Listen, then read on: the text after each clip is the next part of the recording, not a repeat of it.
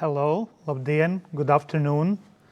As I am speaker, I will speak to you and audience and also audience who have connected us via Zoom and Facebook. Hopefully we can speak without masks. So I'm happy to see you and welcome in this international forum, Active Citizenship, Use Your Growth Opportunity. Event is organized by European Association World Our Home from Latvia as a part of project 15th anniversary of EU enlargement, funded by program Europe for Citizens. Welcome to Rezekne, heart of Latgale. Greetings to all participants in and from Poland, Lithuania, Estonia, Latvia, Europe, and globe. As this event hopefully will be streamed also in Facebook. For opening speech, I would like to invite in front of audience two brilliant ladies who have taken care of this project and organization World Our Home, Natasha Tsovo and Iveta Graudiņa. Ladies, welcome.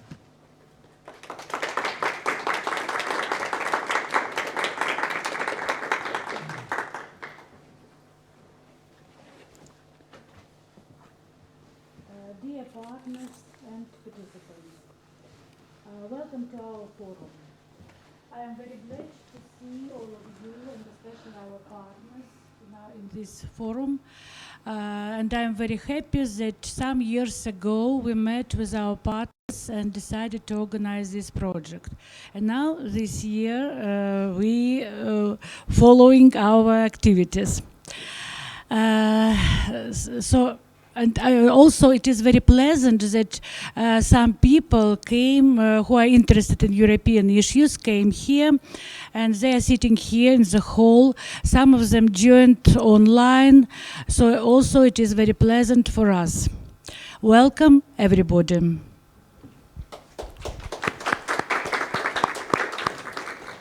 Our team is much bigger than just me and Natasha.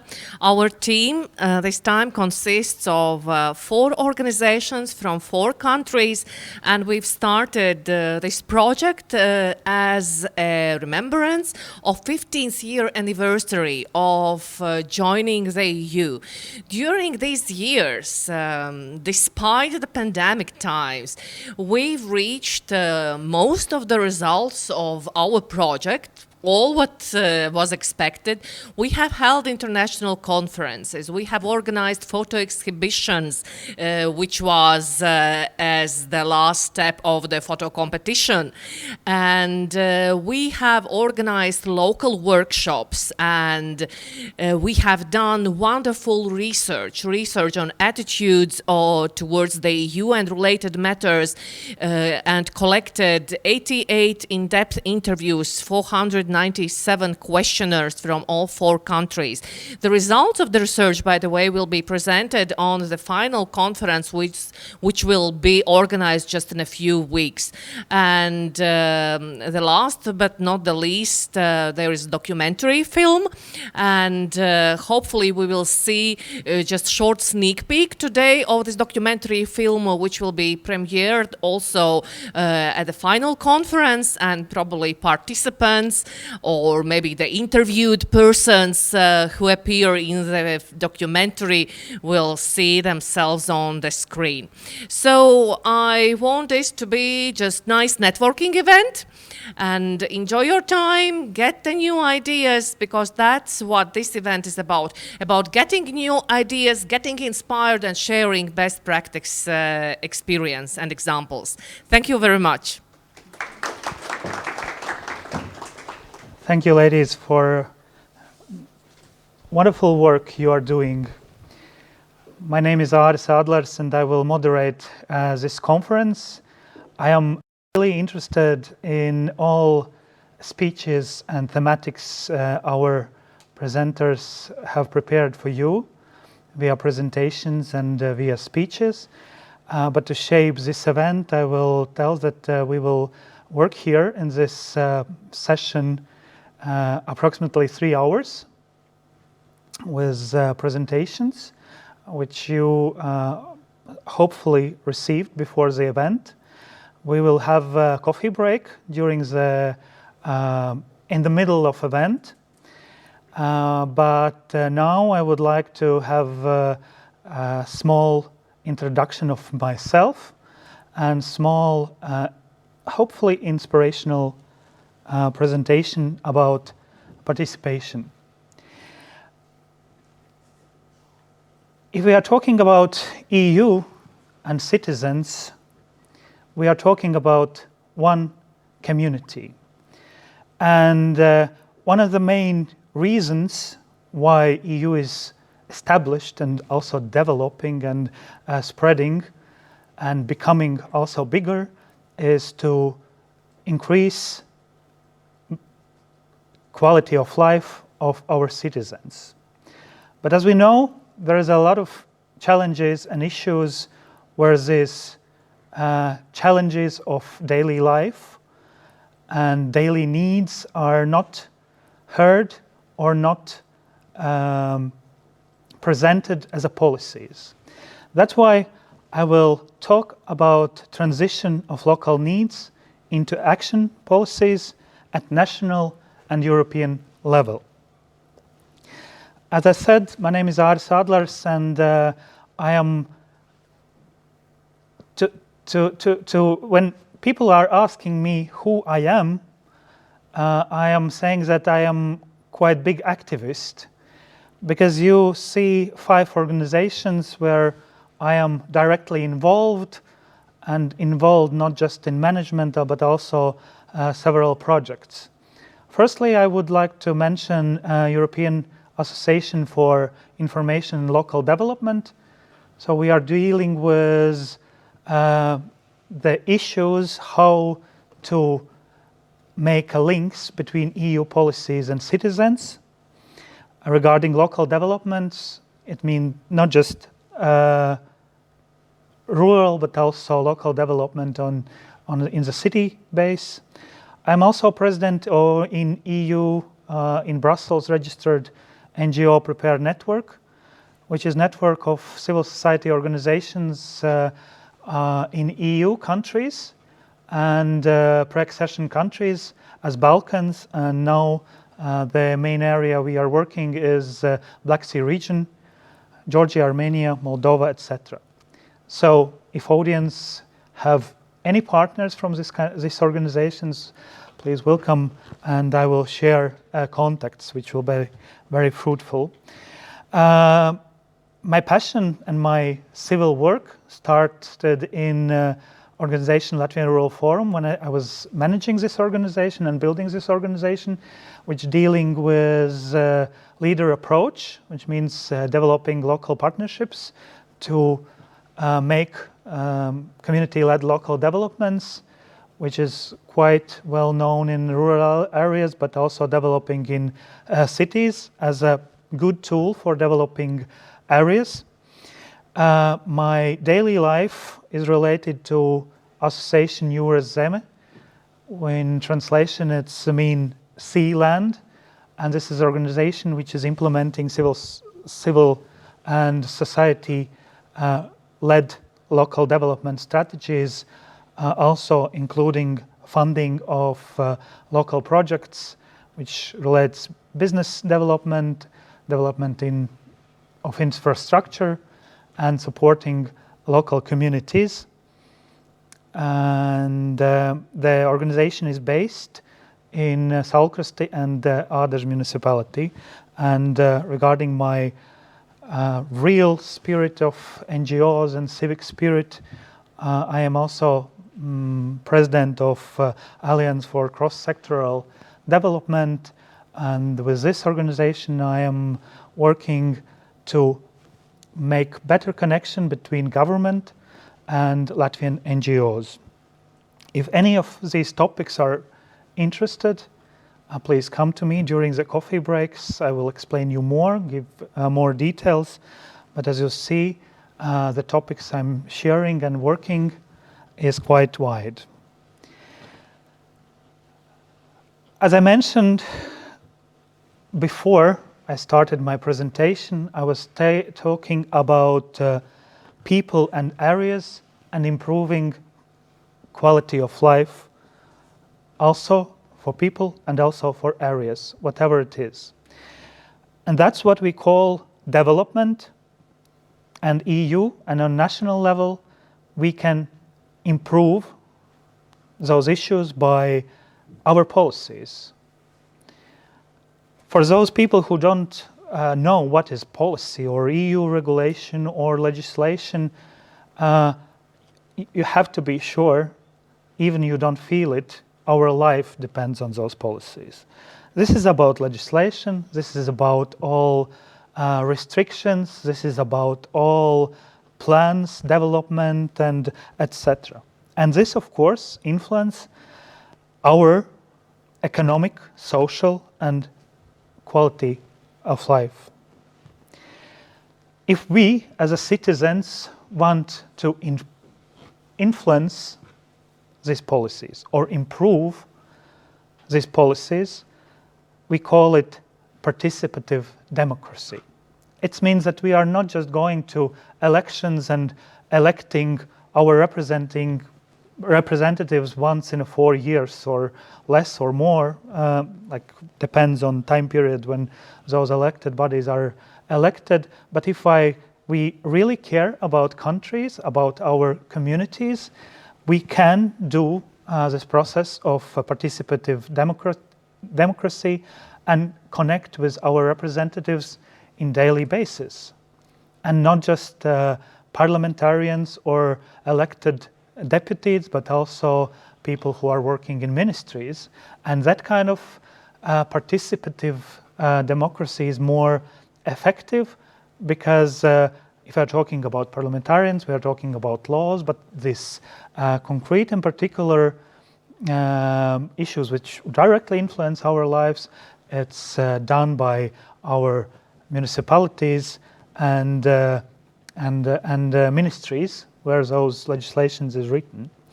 There are two important elements in this. First is advocacy. Advocacy is public support for or recommendation of a particular case, cause or policy. And second, which is a bit easier, it's networking. And I like that this kind of event is also related to this kind of networking. Networking is a way how public can do advocacy. It means that we are not just coming together and chatting with each other, but we can really exchange experience, make proposals, and that's how we are influencing each other and making a base of dialogue between government and society.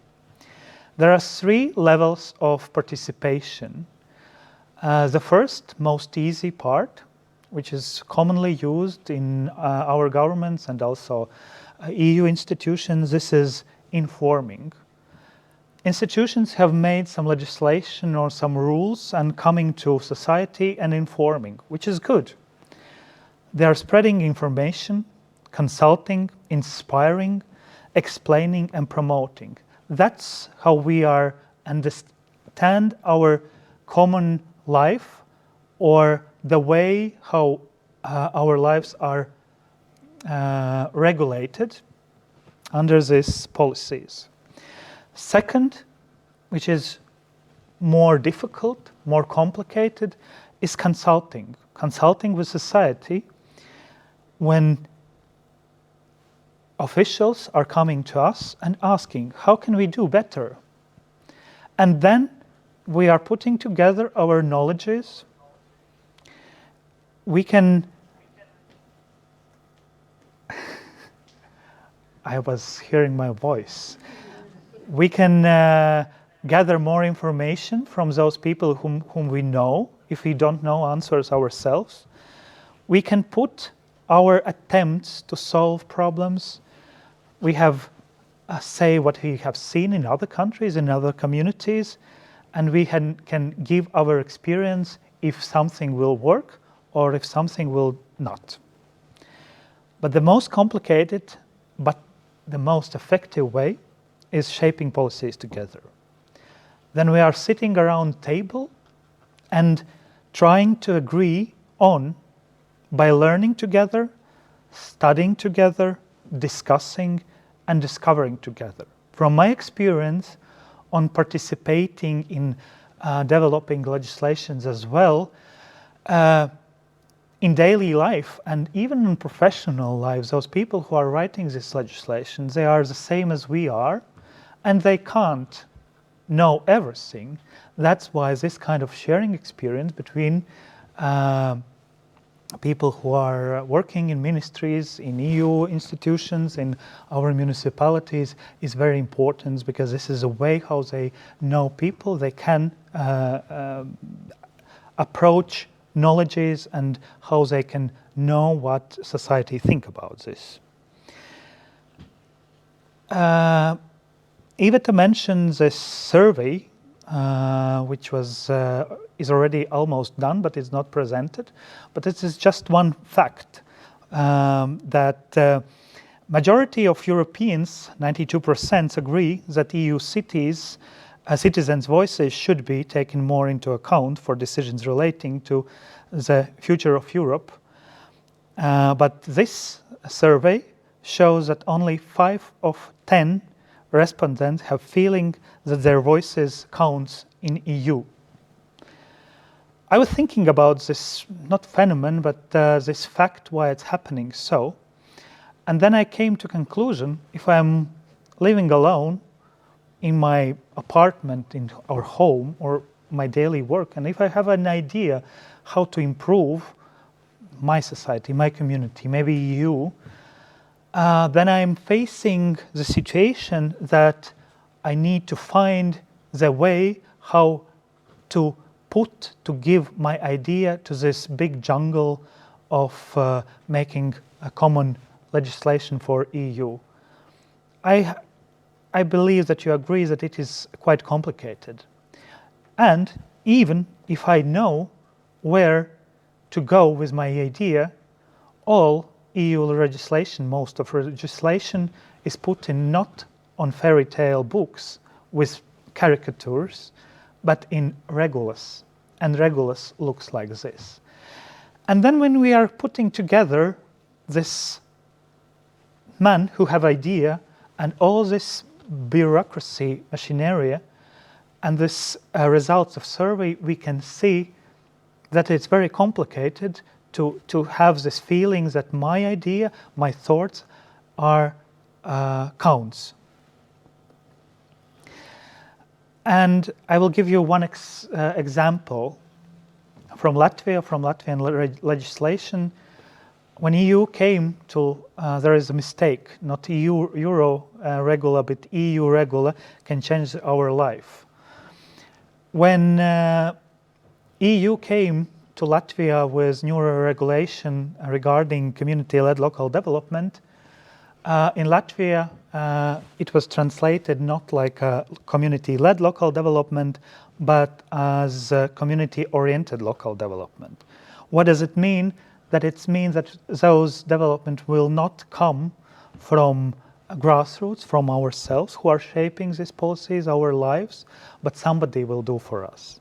And this is a crucial difference, what is necessary for ourselves. We built our countries, and that's what I wanted to say for the introduction part. And there are some people who are building our countries, and that's why I would like to invite Iveta Balčūna, who is a manager of Lūznava Manor, ambassador of social entrepreneurship in Latvia.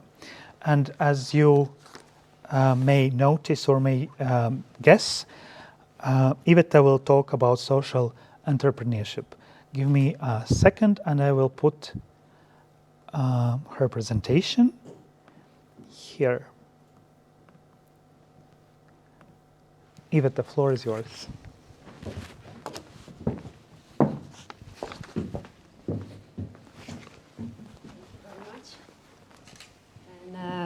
Hello, good afternoon to everyone.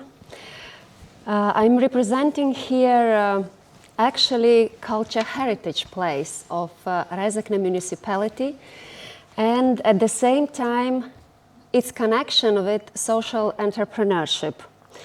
I'm ambassador of social entrepreneurship at Latvian Association of Social Entrepreneurship, and at the same time I would say that in active citizenship and in participation topics I'm involved more than 20 years. As I was working as youth worker and was involving young people in decision-making participation. At the same time, I'm moving right now forward, and in my institution, in Culture Heritage Place, I invite youngsters to take part in voluntary work, to be active and participate in local community, and find their ways in their life to be active and to see that they can influence something also by active participation. I'm going to talk about social entrepreneurship from one side, about official framework in Latvia, but on the other side, I'm going to combine it with realistic practices and also about reality of social entrepreneurship in Latvia and especially in the region where you are now, in Latgale. Why I'm doing this, actually? Because I really believe that social impact of social entrepreneurship can make life quality better of every community and also to build a better society in general. If we are talking about the framework or ecosystem of Latvian social entrepreneurship, I must admit that the ecosystem is really vibrant and with the growing recognition getting valued by many involved stakeholders. The long-term partners in building the ecosystem have been the Welfare Ministry and also Accelerator, New Door, Incubator, Reach for Change. The capacity is built also by more than 7 universities programs. Also many Erasmus Plus projects and business incubators in the regions of Latvia are promoting social entrepreneurship. As for the financial part, in Latvia it's possible to get the fund called Altum for development of social entrepreneurship, but also the program Leader grant financing should be mentioned here. And in these 2 or 3 years, this is like increasing recognition of social impact, also media interest, increasing recognition of municipalities about social enterprises as well for other institutions. But of course, the main empowerer and let's say also implementer of social entrepreneurship ideas in Latvia right now is Latvian Association of Social Entrepreneurship. And what the association is doing, these are fields of actions like advocacy and also practical seminars, information forums, conferences, consultations, more than 2,000 participants every year the association is involving to get to know the topic of social entrepreneurship. At the same time, you see here also the website, and it's also in English, and you can search there. So there are very many informations and publications directly connected with members of association about their work, aims, about the legislation, about the framework of social entrepreneurship in Latvia, about possibilities of development, and etc. If we talk about the concept, so this is official status, if you want to get official status of social enterprise in Latvia, it must be a company with limited liability. So in Latvian sabiedrība ar ierobežotu atbildību. And it must be also officially registered and because in this law it states that you have the status of social enterprise just after the registration in welfare ministry documentation system, database system. And of course, social enterprise has to have positive social impact. What does it mean? It means not just the social positive impact towards people with special needs, but it means the responsibility towards everything, towards community where you live, towards the environment where you live, towards everyday habit which you are with the help of which you are showing how is your responsibility towards this world. I would say the social impact is a really big topic. The law of social enterprise, it's adopted 2011, and as I said, responsible institution is a welfare ministry. Target groups, I'm gonna now not listen to list every right now every target group, but of course from one side these are people with disabilities and person from social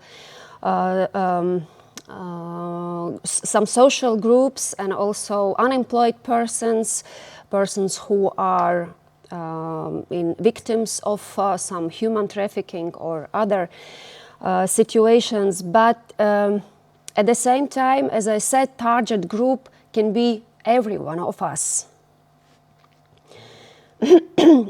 Requirements. The social goal of social enterprise must be stated in a company, and also owners of company must be agreed on social impact aim of social enterprise, and also profits cannot be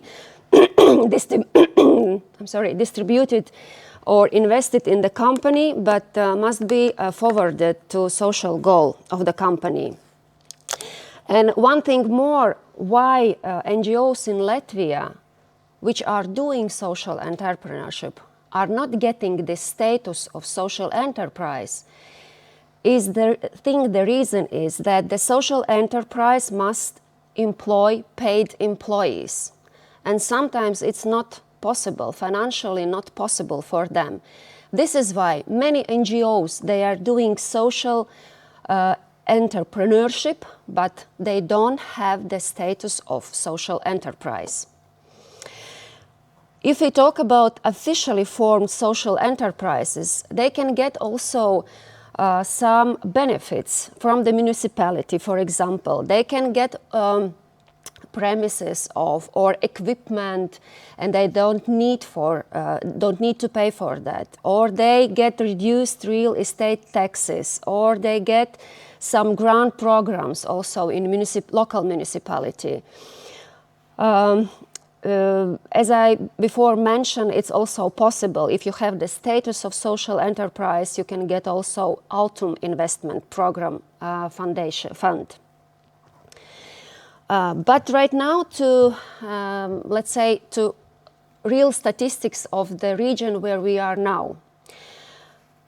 In Latvia, there are 203 officially registered social enterprises, and just 6 of them are here in Latgali region. If we are talking about Rezekne city and Rezekne district, this is just one enterprise in Rezekne city and one in Rezekne district, officially registered. And you see the amount around Riga, around capital. It means that there is a lot of work to develop, to implement the idea of social entrepreneurship as a possibility for better life in regions. And this is actually what I'm going to talk about further. A bit about statistics in which fields social enterprises are working in Latvia: education, work integration, social services, culture, environmental issues, other issues. So this is bright spectrum. Right now we are here, and Lūznava Manor, where I'm working, is also not far away from here, 20 kilometers.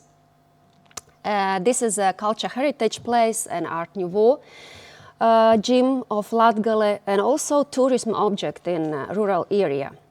This is quite far away from Riga, and at the same time, this is a bridge between different stakeholders, between culture, community, tourism, and entrepreneurship, including social entrepreneurship.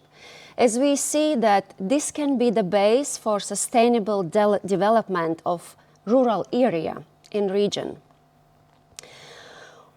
What we are doing, we are inviting people to get to know about social entrepreneurship. One of events and one of audience or target groups which we were gathering together for this inspiring ideas, people with physical disabilities.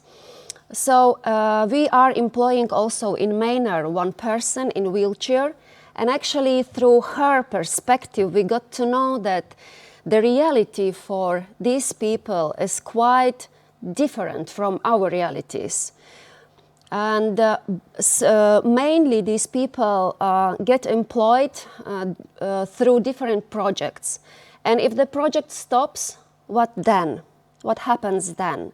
So once again, it's really hard for them to get employed. But at the same time, there are people with different types of disabilities who are successful in entrepreneurship and in social entrepreneurship. This is why we gathered from Rezekne district municipality persons with physical disabilities to show them that it's possible to do and to develop their own entrepreneurship.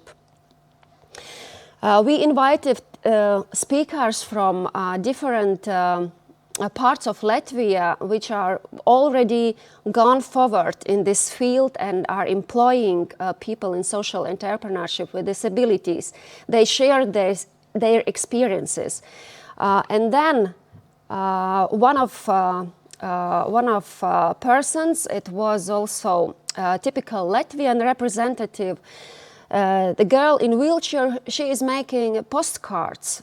And then, as a municipal institution, we are cooperating with her, and she developed as a souvenir postcard for our manor, postcards for manor. And right now, if someone, guest, tourist in manor, who is coming and wants to send the postcard, by paying for this postcard, he is supporting also this girl, and typical Latvian.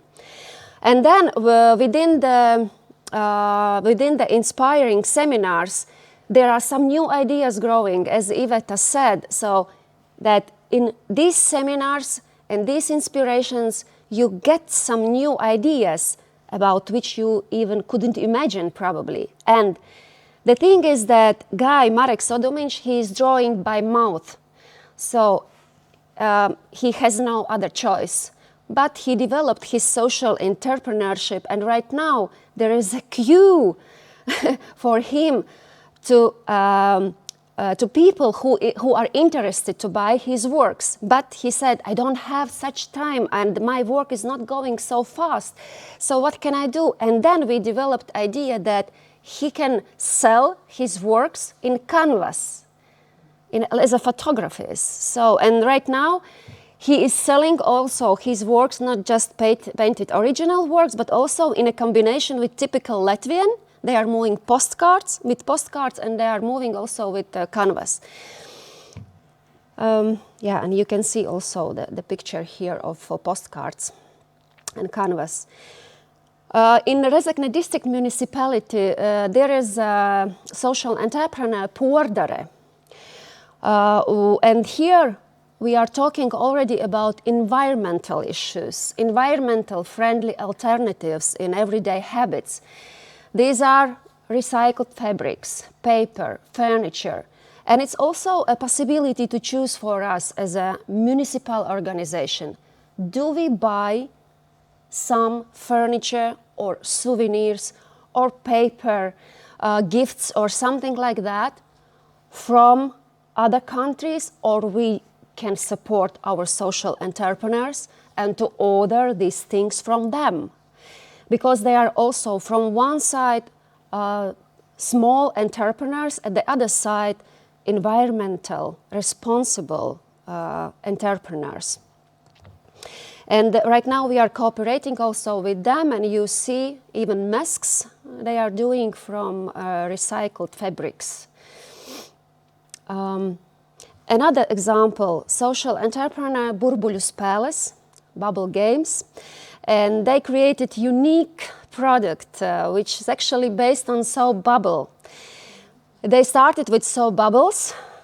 They were organizing some festivities and kids' birthdays, and then they discovered that in these festivities, the freedom of kid, how he is doing, how he is moving, what he is doing, it helps also him in a healthy area. So, and then they created ergonomic handle for soap bubbles, and right now they are in process of recognition, also of official recognition and research, that this handle is improving also speech skills for preschool children.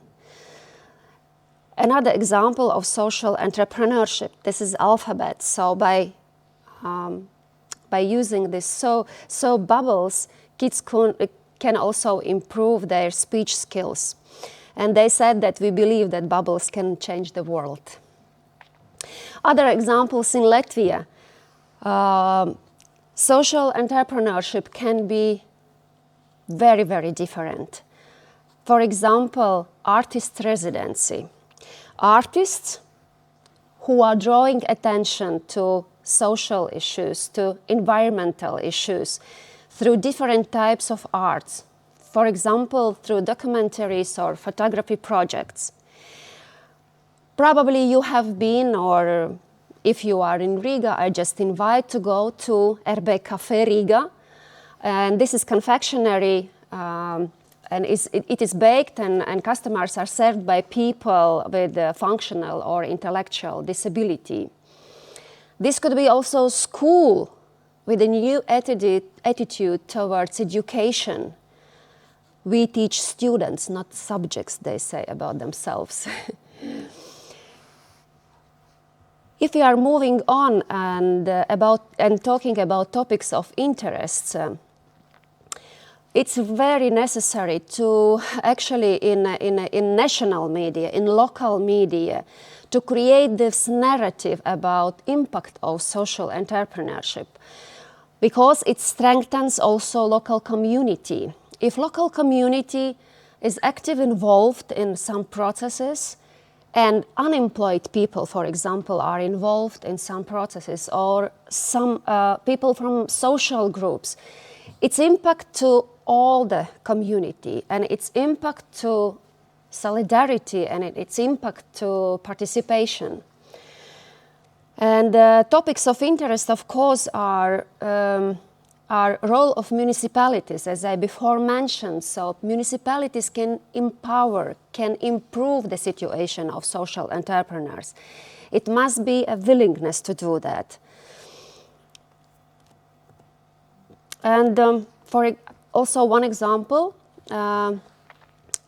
we do have in municipalities many, in a bad situation, many buildings and many premises. So maybe it's a possibility to give another life also for social entrepreneur to go and to work there and to offer for local communities some other perspectives. I'm talking about a shed of Lūznava Manor, which was for firewood before used, but right now, after the discussion with many stakeholders from the local and from also Rezekne municipality administration, Then we gave another life for this premise, and there are going on also seminars and concerts and conferences and also festive events. So I believe, and really I would say that social entrepreneurs can improve the quality of life around the world. I believe in that, and this is why I'm doing this, and this is why I'm ambassador of social entrepreneurship. And if you have any questions, any doubts, any suggestions, or some other comments, please go on, as Aris said, in a coffee break, or I suggest we can talk and move on. Yeah, thank you very much for your attention. Thank you very much. This is also, I can take a few questions directly now to Iveta. Do you have any questions regarding social entrepreneurship, or you want to share some experience from your countries? Okay, people are shy now, but I have a question. So you wrote here that social entrepreneurs can improve the quality of life around the world. What do you think, what kind of support from EU you are expecting as a representative of social entrepreneurs, because you are representing a lot of them? So what could be expected from your side? If we are talking about the financial support, I mentioned before that there are also grants who are supporting building of social enterprises. But sometimes it's not just about the financial support. It's about actually understanding in society what is social entrepreneurship. It's a recognition by higher level decision makers that it's really important. It means that we need to talk and we need to explain to society and to mass media to talk about what is the impact, social impact of one social entrepreneur in local reality, what it can improve. I would say one thing is financial support, which could be, of course, higher for municipalities, local municipalities, to give money for supporting development of startups in social entrepreneurship. It could be amazing, sure, because it would allow also more and more give this support, and especially in rural areas, it could be a good impact. And from another side, this is information in society and also, as I said, recognition. Of course, system of laws in European Union is different in the area, and every country adapt the best. But I think it's also good to give the possibility for our social enterprises, or also for startups in every entrepreneurship, to give a possibility to go outside and to get to know good examples in Europe about social entrepreneurship, because there are amazing good practices. How can it be? So practice sharing, financing, legislation, recognition. Mm-hmm. Can you name some other countries you are cooperating with in EU? I know that this Association for Social Entrepreneurship is also spreading this idea in Black Sea countries. I have seen this kind of project, but in EU countries, maybe you have some cooperation partners. I had, if I'm talking about, so I cannot probably say about all the projects which the association is running now, but one of them right now, actually, it's not anymore EU, but the British Council was supporting and is supporting many activities in the field.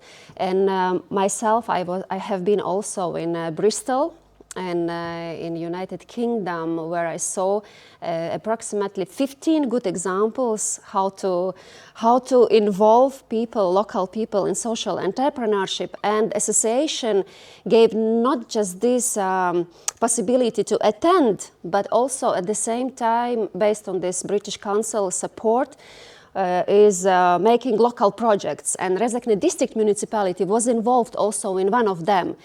And the idea was to strengthen the cooperation between municipality and entrepreneur, social entrepreneur. That social entrepreneur, if he is or she is, would like to establish, then he needs to understand where to find the information, the local information, where it is, on a website or somewhere, who is the person in charge in the municipality. So this type of projects based on British Council Foundation I can name, but maybe we need to search more. Thank you. I forgot to say that those who are following our event via Zoom or Facebook maybe, we are expecting your questions or comments on chat box. And if you have any questions, this is the time to put this question. If not, I would say thank you, Iveta. Thank you very much. And I think it was really inspirational presentation. One of the pillars for next EU programming period is Europe, which is more social. But another pillar for next programming period in EU is Europe more environmental friendly. That's why I invite Leah Haminga, who is representing European Association COBI, TIH. Yes, you will explain yourself, and presentation will be about ecology, climate change, and nature education as a tool of youth work and human work. This is a very close topic for me because I also have been involved in several green NGOs. So, floor is yours. Thank you. Well, first it's nice to take off this little, here I have my own ecosystem on my face right now, so excuse me. Yes, so I'm here as a representative of Kobiety. Yeah, you can read here this beautiful title, which was actually not even thought of by me, but by one of my colleagues. Thank you, Katarzyna, for supporting my work, which is actually our work, which I would like to share with you in the next 20 minutes or so. Let's see how it goes. Yeah, a couple of words about. For us, Kobiety is an European association operating from Poland. I'm not Polish, maybe you can already see that from my name. But I joined Kobiety like a couple of years ago to support the cause of this organization, which I am very fond of. Yeah, so just to start, I would like to say, yeah, that we're living in exciting times. And we are living in times with a lot of challenges ahead of us. That's how we feel in Kobiety as well. But also, these challenges ahead, we see that those as opportunities to take action and opportunities for growth. And now the question is, how do we do that? I'll actually try to make this bigger. I will go to view and full screen mode. Great. Okay, so how do we do that? How do we take action and how do we grow as people behind our organization? I would say by taking action for change. Sometimes it can be very small, and being proactive citizens focused on prevention, which is very important in our organization, rather than reaction. Also by supporting processes of capacity building of people. In our case, these are mostly youth workers and educators, and also the youth we work with. So we are very, like the story that I'm presenting now, it's like a youth-based story, so we are also working intergenerationally, but this is my focus for this presentation. And again, the question is, how do we do all of that? And yes, like one methodology that we would like to use, which is presented here with some flip charts from some workshop sessions that I don't know exactly in what year we did them, but it's still relevant. These are still the this is still the main methodology we work with, non-formal education. So by using non-formal education as a basis of our work and applying learning by doing in our work and daily lives, we don't only come to understand topics like climate change or like other relevant topics today, like also connected to the corona pandemic, for example, and also broader, which we are interested in, nature preservation. We don't only understand these topics theoretically, but we also are feeling them, we are sensing them in our bodies, and by allowing time and space also to reconnect to ourselves. That's a very important element also within our work in this framework. By using non-formal education as a methodology, we are also making impact to create different mindsets and stimulate the attitudes and behaviors for also what we would like to see within our broader Earth community. So by applying what we have learned directly in our daily lives and work. And that's like somehow also here, like from experience to reflection to conclusion, we go to application of what we have learned. So these are like little examples how we work within non-formal education. Okay, yes. Let's move on. So how do we do that? Also by finding inspiration in other human workers and the methods that they developed. So we can already stand on like the shoulders of others who have, who can guide us on our way. So I would like to mention here a few other human workers: Joanna Macy, Charles Eisenstein, and Bill Plotkin. These are people who I like to I like to use these resources in my work as well. Eisenstein, Macy, and Plotkin for me are three people who are able to share a lot of valuable methods to grow as a person, but also as a human species. And working as a youth worker and social educator, I've been able to move from like a story of me and this perspective and to reconnect to a bigger story of us, which is not only me, but also Kobiety and the youth we work with. And somehow technology did something, I'm not sure what. That will probably be fixed somehow. Yes. So yeah, these three people are for me a source of inspiration. Like I said, it creates this sense of belonging to the people I work with and the larger Earth community. And in the words of Charles Eisenstein, that is the story of interbeing, of how we are all connected. It is from that perspective that we work with nature in Kobiety. And we started also to develop our nature education programs. Now, what do we mean by nature education? We encourage nature education in the broadest sense of the wording, taking people to the nature, but also taking nature to the people, and have valuable observations, interactions, learning experience, and reflections that can be directly applied to one's life. So taking people to the nature, it became sort of a mission for me as a person. As this part of reconnection and regeneration, it also played an important role in my life and my life story. So this is where it started for me. This is a place that's very dear to me. It's somewhere in a nature reserve in Sweden. And basically coming from a place of being overworked and overwhelmed, like sort of chronically stressed, even that's hard to admit these days that I was, and maybe sometimes I still am. I started to wander out in the nature, find my time and space in the beautiful Scandinavian forest, and I was amazed how well that actually worked for me.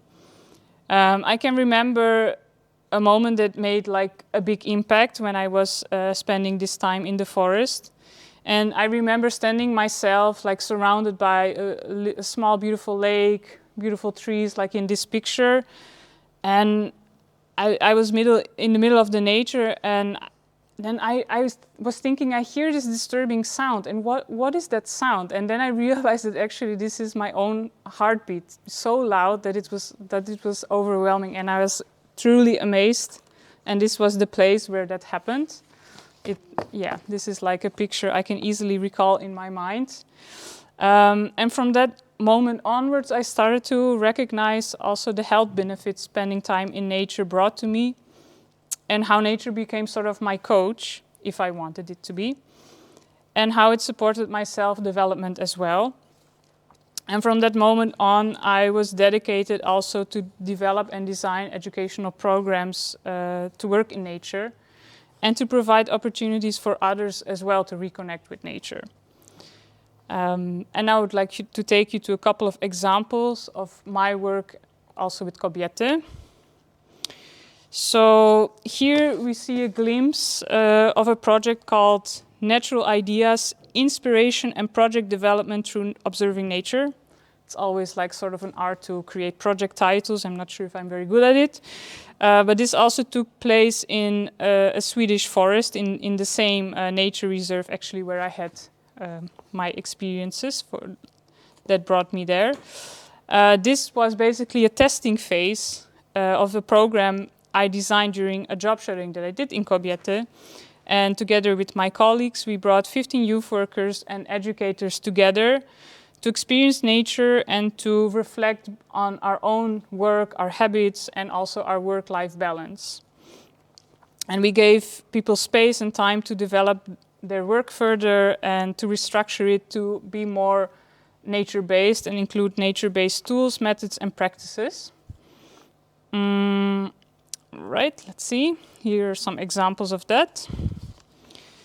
Working in the nature also has very logistical and practical sides, that it's nice that you can put materials somewhere, but if the wind blows, everything flies into the lake. So you also have to be mindful of the space where you're working. That was a very nice adapting process for me. So another project that is still running and that I'm involved in as well is called Nature Around Youth, an educational program taking place at a natural farm in the northern part of Poland. It's called Living Earth. And here we are offering opportunities for young people and youth workers not only to learn about nature and, for example, hear more about permaculture, but also to get really hands-on, get their hands dirty. Yes, and during this project we designed base maps for several food forests, and here are some representatives of different countries. One of the food forest designs was actually made for in Daugavpils in Latvia. And here we made the first steps together towards planting one of these food forest designs on this farm in Poland. And as a last example, I want to share with you a more recent experience that I had at the same farm. The project we hosted there was called Natural Connections.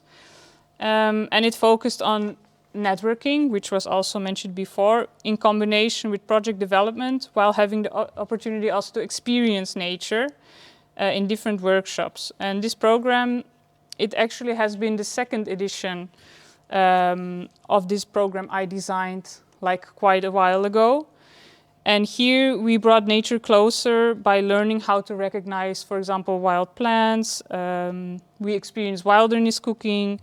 We experienced working with bees, as you can see, that we actually use these resources. We didn't just put it on for fun.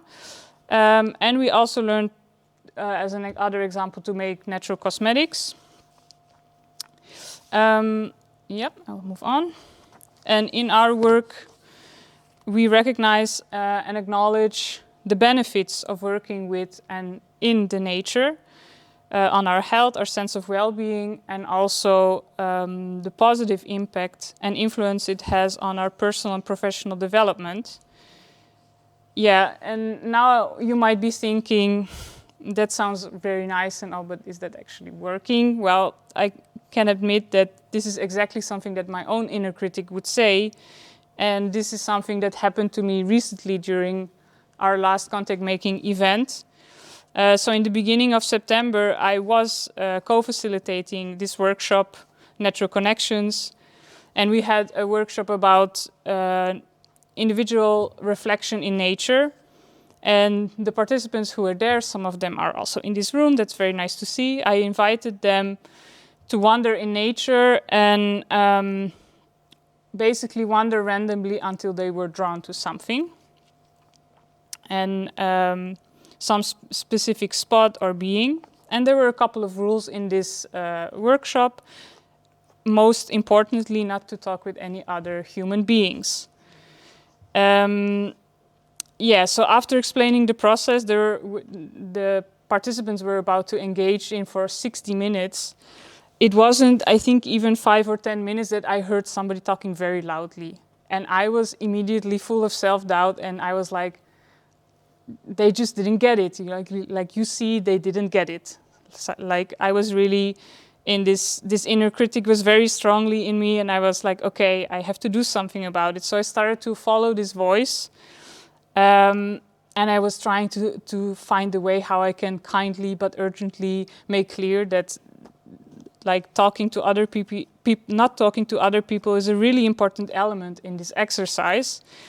And then when I got closer and closer, like hearing this loud voice, I didn't really see anybody.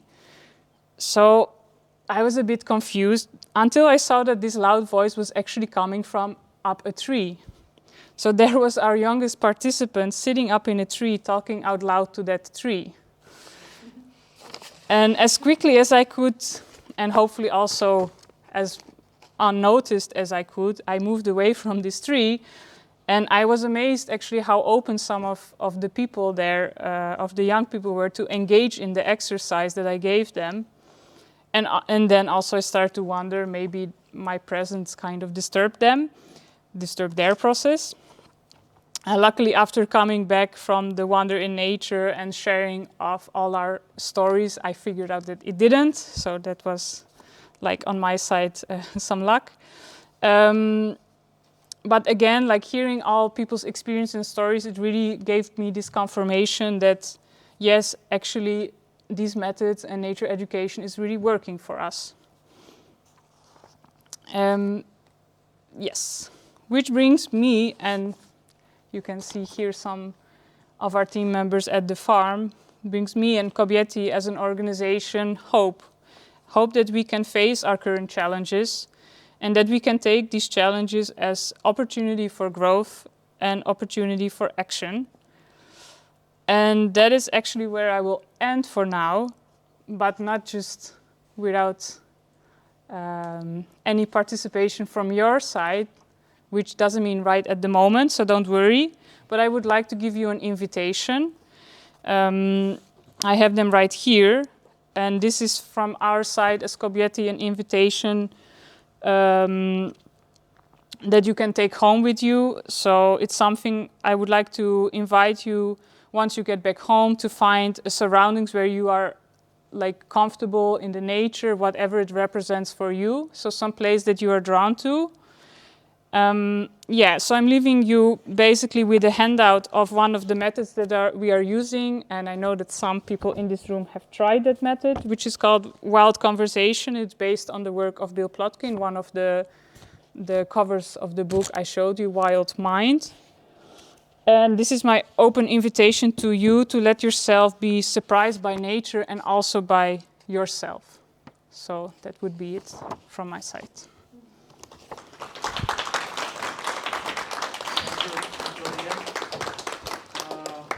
I have a question. Is there any questions to speaker about nature and this experience?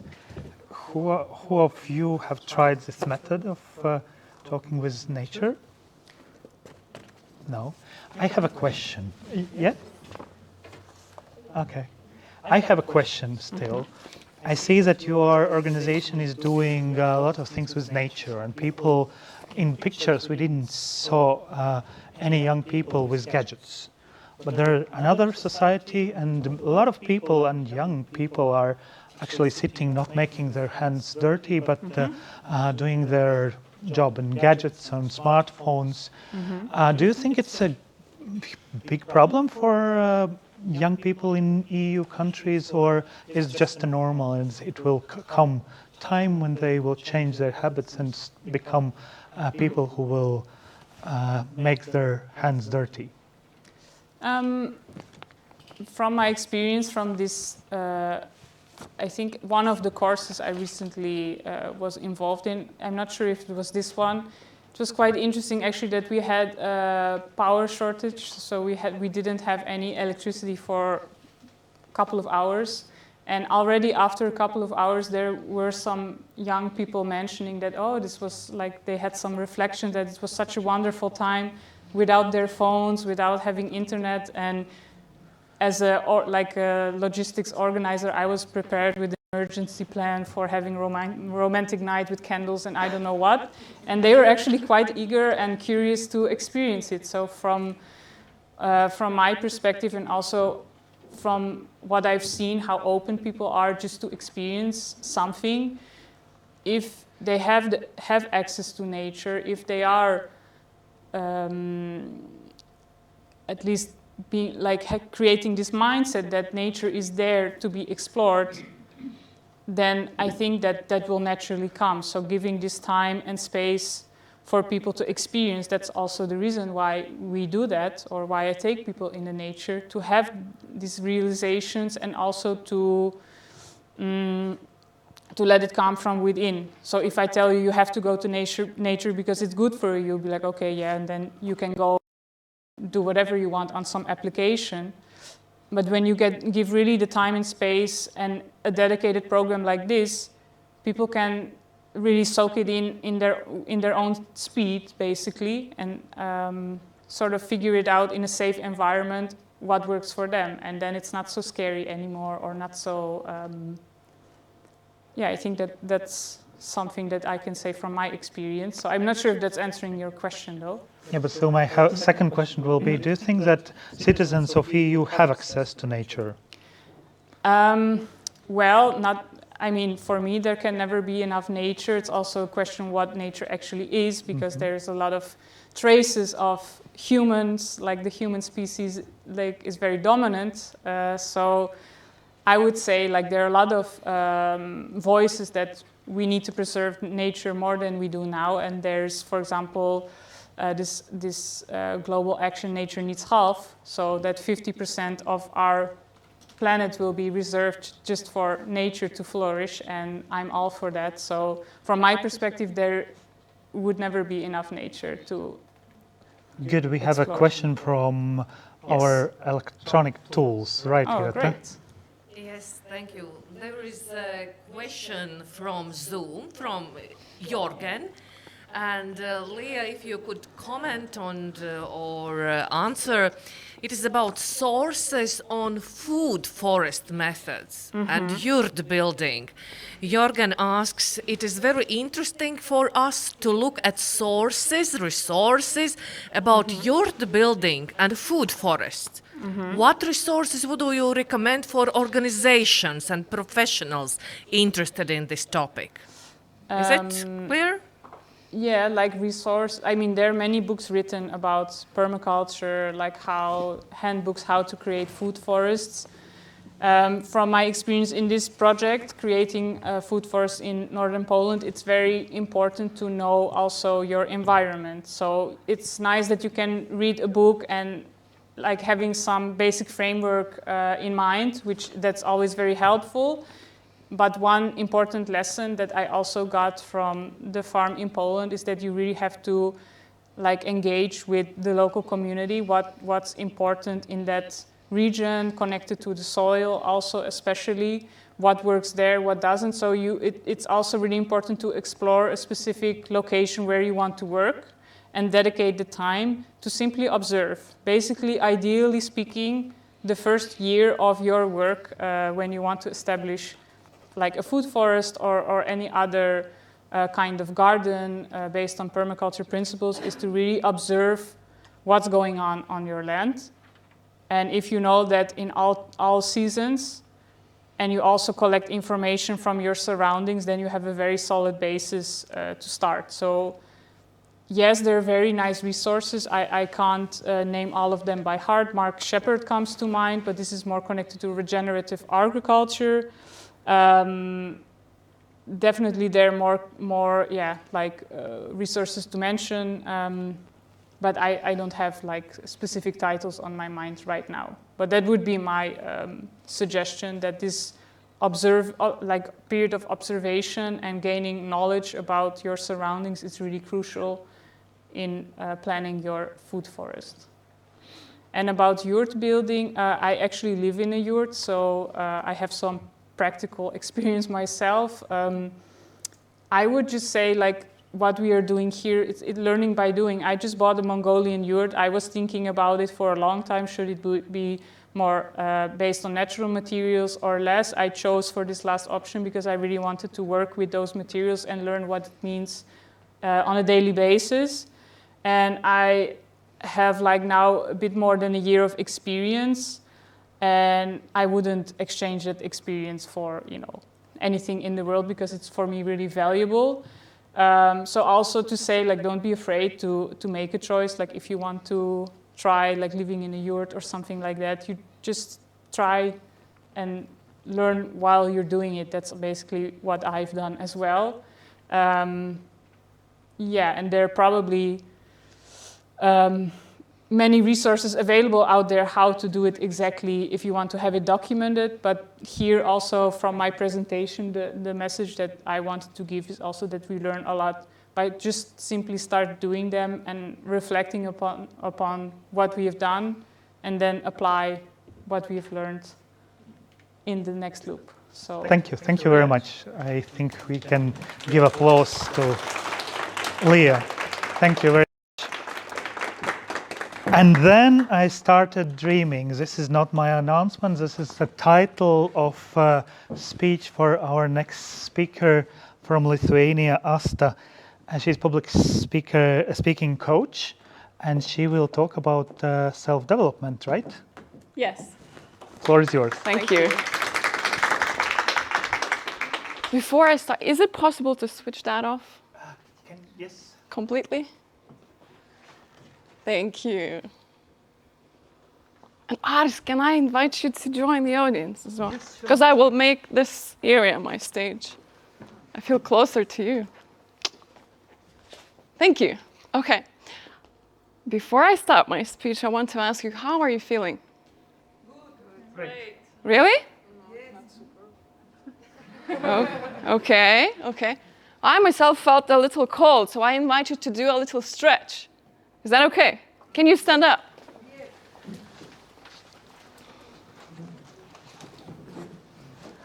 I'm really eager to get to know you, so can you tell me your name? So on count of 3, tell me your name. Everybody at once. 1, 2, 3. Okay, I didn't get that. Can we do it louder? Yeah? Yes. 1, 2, 3. Okay. Now I know all your names. So now can you turn back and tell your name to your friend? Facing backwards, okay? Aris, my name is Asta. Yes, Aris.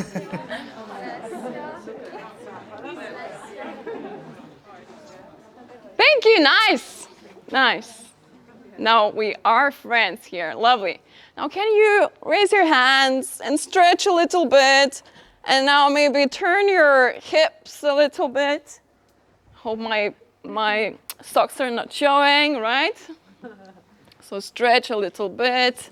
To the side, maybe, to other side, lovely. Okay, thank you. You can sit down now. How are you feeling now? Better. Yay! Are you happy? Yeah. Yes. Okay. Now we're ready. So, I want to ask you, have you ever told somebody, you know, and then I started dreaming, and all the possibilities came into my life themselves? Raise your hands if that ever happened to you.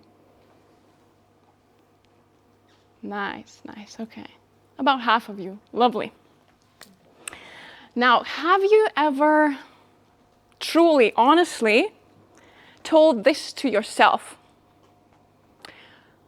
Oh, I'm just a little bit too scared to do this. Raise your hands if you honestly, truly told this to yourself. Okay. Almost everybody here. Nice. You know, I'm asking you these questions because these questions are really familiar to me as well.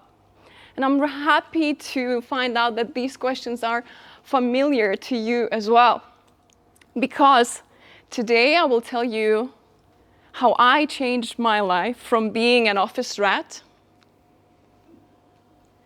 to being this free, energized, happy person. Now, I'm not here to brag about myself, right? I'm having this awesome life. No, I am here to inspire you to seek for a happier life by sharing my own story. Because it is possible, it is truly possible. And I will do this by talking about the symptoms that show you that you have to change something in your life already. I will talk about the changing point and what was the changing point in my life as well. I will talk about the importance of choice, and I will talk about the guidance system. So let's start. Let's start from the beginning. Like I said, let's start from the symptoms. And I will talk about the beginning of my journey in this story. So around 3 years ago, I was called an environmental specialist. Sounds fancy, right? But the actual work that I did was sitting in the office from 8 to 5, doing a lot of paperwork, filling out reports, meeting deadlines. And towards the end, I felt it was a bit pointless, really. Because I felt that I was just moving numbers around without any point. So that's one, right? 2, I began to feel that I can do more. I'm not fulfilling myself. I'm not fulfilling my full potential. Like, it's not my place there. It's not wrong to be an environmental specialist. It's not wrong to do paperwork, but I felt it's not for me. Do you know that feeling? Yeah? So I felt like that back then,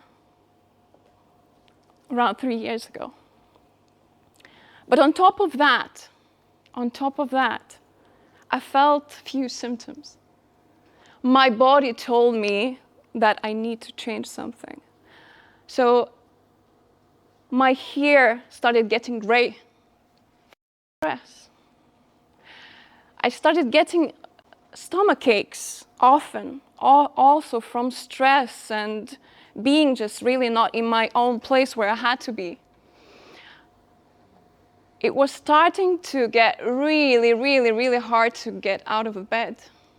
I was late for work almost every single day because I just lacked energy, I lacked motivation, and I just, you know, when you don't see the point, it's really hard to force yourself to do it, even though you're lying to yourself, right?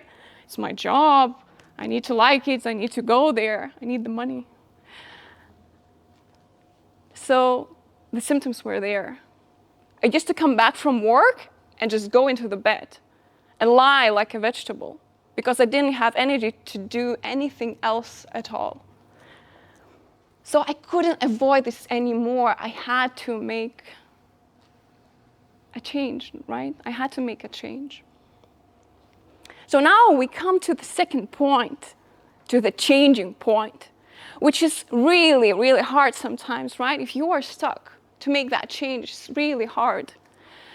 And you might ask me, which would be really natural, you might ask me, Asta, so why didn't you just change the company? Why didn't you go somewhere else? Why did you wait until, you lie like a vegetable in your bed?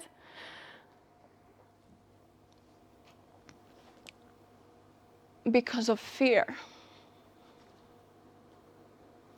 Because of fear. So, one, I was afraid I would take the wrong choice. I would make the wrong choice. You remember I said that I wanted to fulfill myself, so I wanted to go somewhere where I would say, yes, I'm in my place, I'm in my path, right? But I didn't know what my place was. I didn't know where my right path is. So I was afraid to take the wrong step. So, yeah, I didn't take any steps at all because of that. Second thing was I was afraid to leave my safety net. It's only natural that we say, I need food, I need the roof over my head, right? I need the money, I need job, I need the safety. So I'm afraid to leave my job. What if I fail? What if tomorrow comes and I don't have anything to eat? Or what if I don't have anything to give my child to eat, right?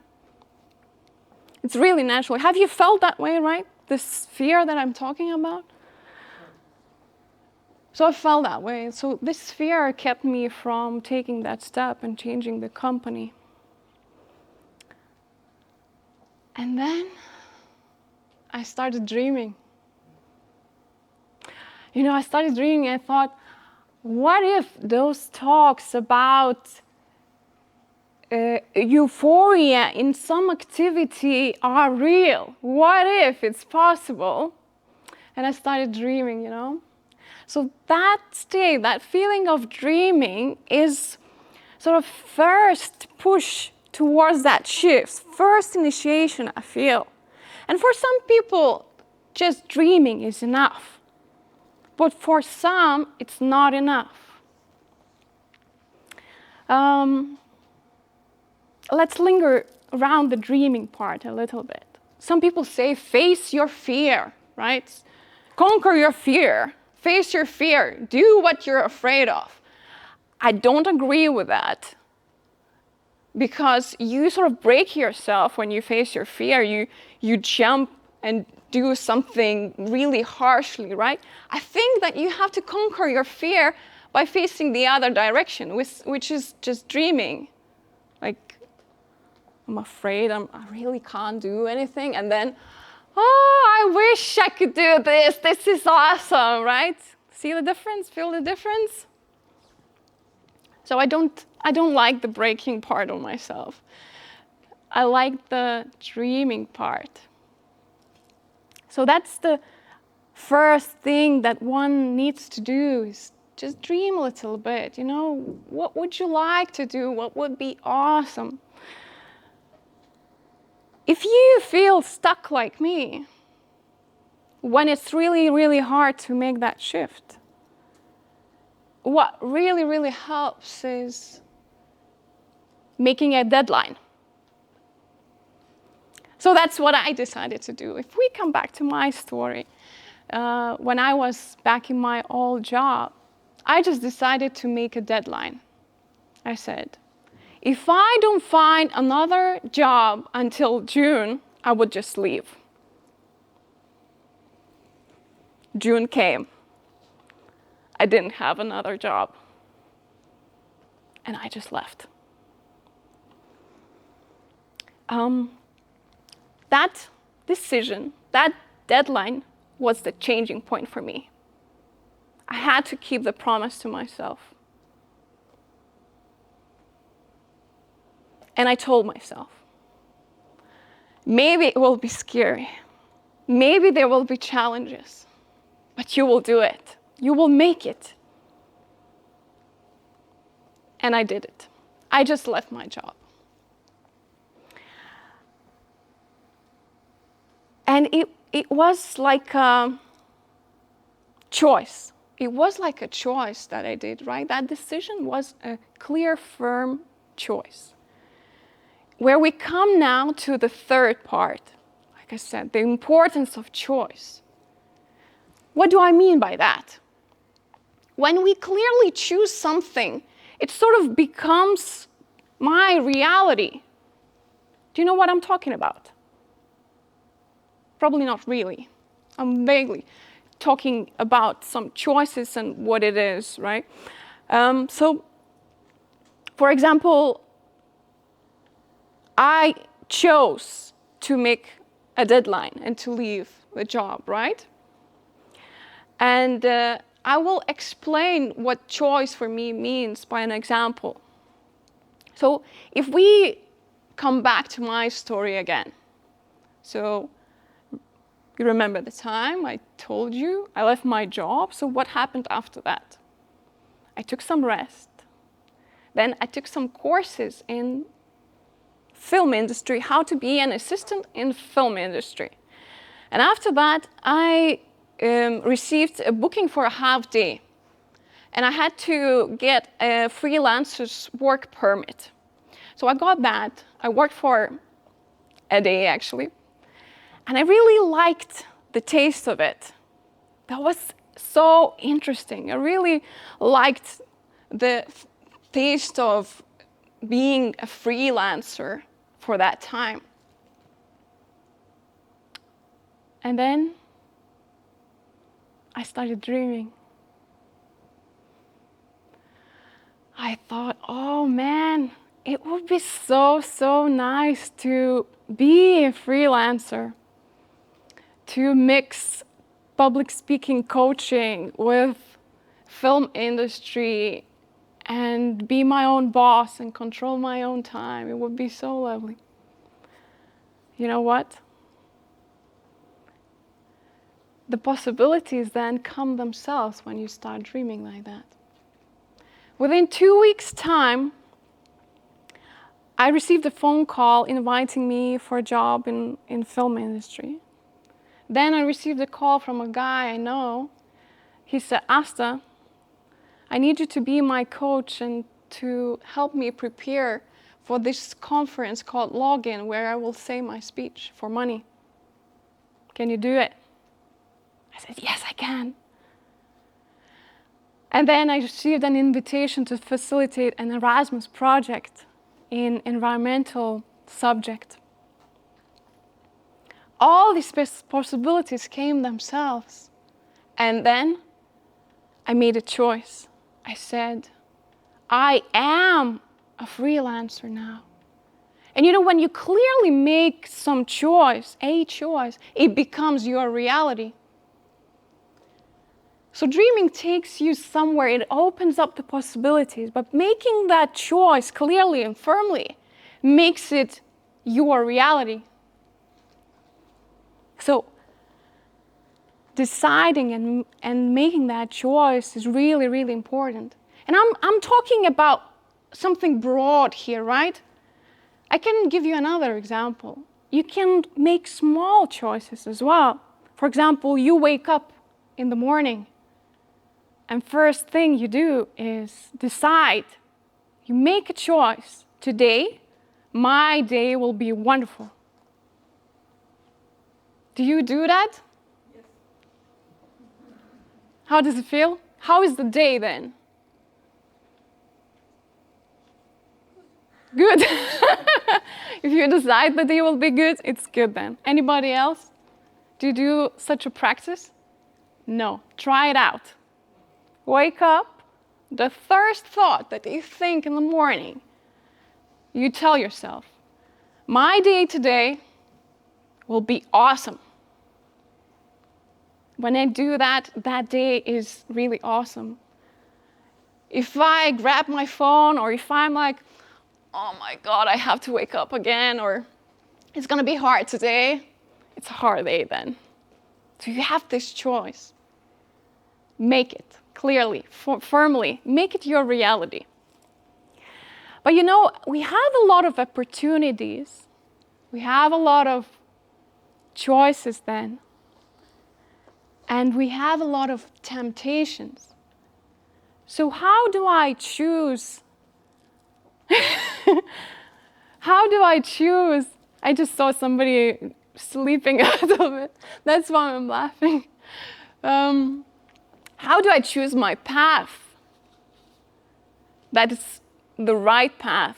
How do I make sure that I'm happy in the end, right? So the answer is, because there's a lot of temptations. I got a lot of offers as well along the way, a lot of choices, a lot of offers. And I could go back into environmental specialist job any day. So how do I do that? Number 4, I use my guidance system. What is the guidance system? Yeah? I see like frowning, what is that? I'll explain by giving an example. So I'll ask you, okay. So if I offered you, if I said, sign in your local TEDx and I'll help you to prepare for your speech, I'll coach you, what would you say? Yes. Yeah, okay. Good. So that was your answer. Now tell me, what was your initial feeling here? Positive feeling. Positive. Mm-hmm. Yeah. What else? I thought it would be good for me Mm-hmm. to have help. Mm-hmm. Okay, I like it. What else? I think that's all. Okay, nice. So why did I ask, what's your name? Lucrezia. Again? Lucrezia. Lucrezia. Why did I ask Lucrezia not one question, but a few questions? Her answer was yes. But the offer could have been different, and the answer could have been out of politeness, right? So that's why I asked what was your initial feeling? And I could see that she was telling the truth about the excitement and good for you and so on and so on, because her eyes just sparkled. Wow, okay. I could see the sparkle in your eyes, right? So your guidance system is that first impulse, that first feeling that you have when you get an offer, when you get an opportunity, when somebody is suggesting you something, when you're deciding, do I go there or I don't go there? How do you feel about it? What's your initial impulse about it? Listen to that. Because it's like few seconds. It's really fast. It can be quiet at first. Later it gets louder. But then what we tend to do, we tend to doubt it a little bit, think about it, the benefits. Is it good for me or not? And then the head kicks in, right? Usually. And then, I don't know. So it's always best to remember that initial impulse, what your heart is telling you. That is your guided system. That is how you choose whether to take it or not. If you want to be really happy, and if you want to finally say, yes, I'm living my life, I'm going there where I need to go. Even though it seems at first, will I need this skill in the future? I don't know. This tells you. I'll give you an example. So let's go back to the story again, okay? So I said that I am a freelancer now, right? So I worked as a public speaking coach. I worked in film industry. I chose projects to facilitate and coordinate because I decided that I would choose activities that are interesting for me. And then some time passed, and I felt that I took everything that I needed from film industry, and I learned everything that I needed from working in the crew there. And then I started dreaming. I thought, oh, it would be so nice and it would be so interesting to try out being in front of the camera and not behind it.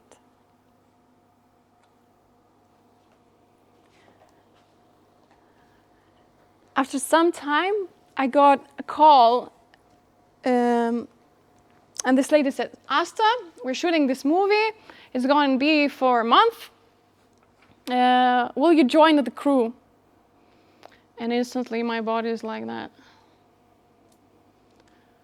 Getting lower, and it's like, I don't know, you know, this feeling. And I said, I'll think about it. Few weeks passed, and I get a letter inviting me to join this intense TV actress course. Instantly, I'm like, yes! Oh my God, this is so exciting. I will do anything. I will do anything what it takes. I will move mountains. I will move rivers, but I will get myself there. I was so excited, right? I got like, you get that feeling, even though you are maybe in bed, sleeping already, but if you see something that interests you, that's something that it's so exciting, maybe you will jump out of that bed and do it and send that letter for that opportunity.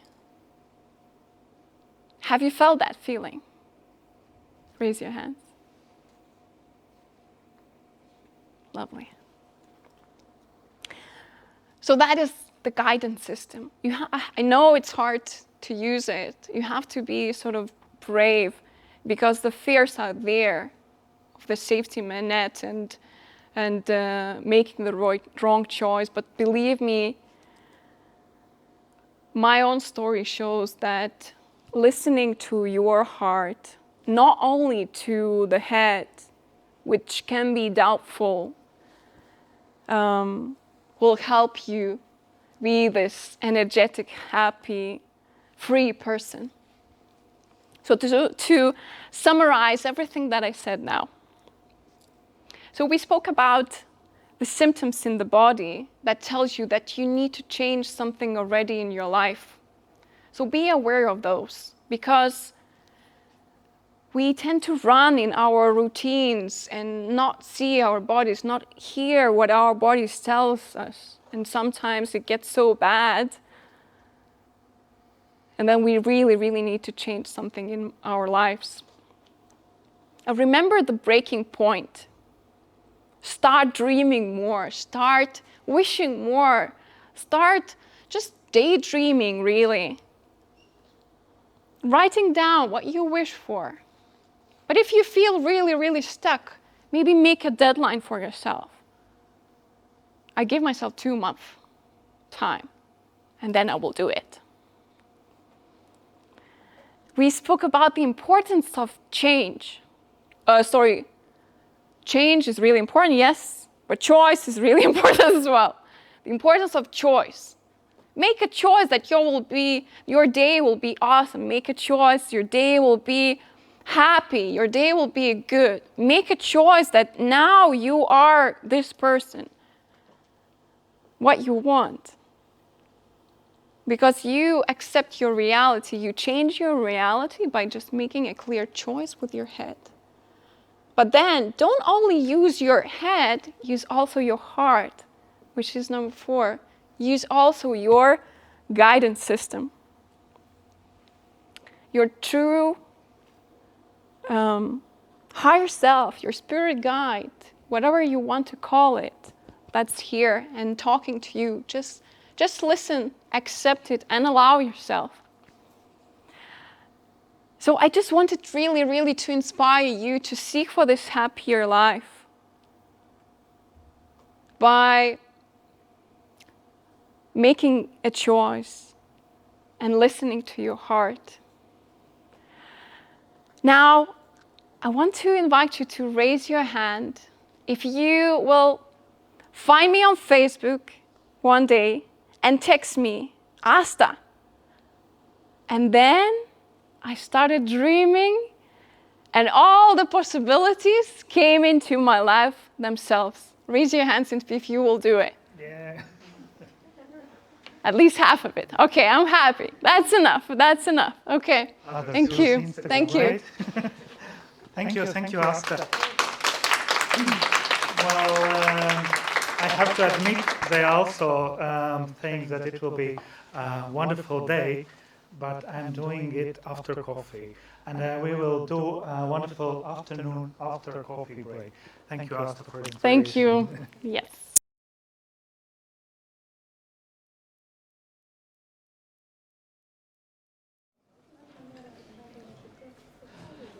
Welcome back, audience here in Rezekne and audience in all places. We are talking to you via Zoom and most probably also Facebook. Welcome back. I see that you successfully got your coffee and snacks here in Rezekne.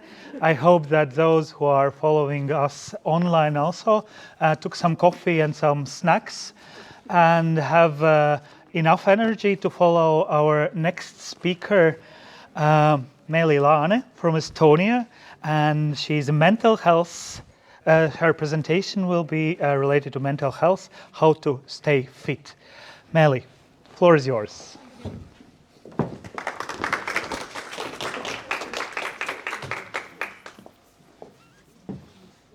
I was recommended to stay here in this area because of our viewers. I will try to do my best. I love to move around. First of all, I have to say that the presentations I've heard so far have been very interesting, very valuable.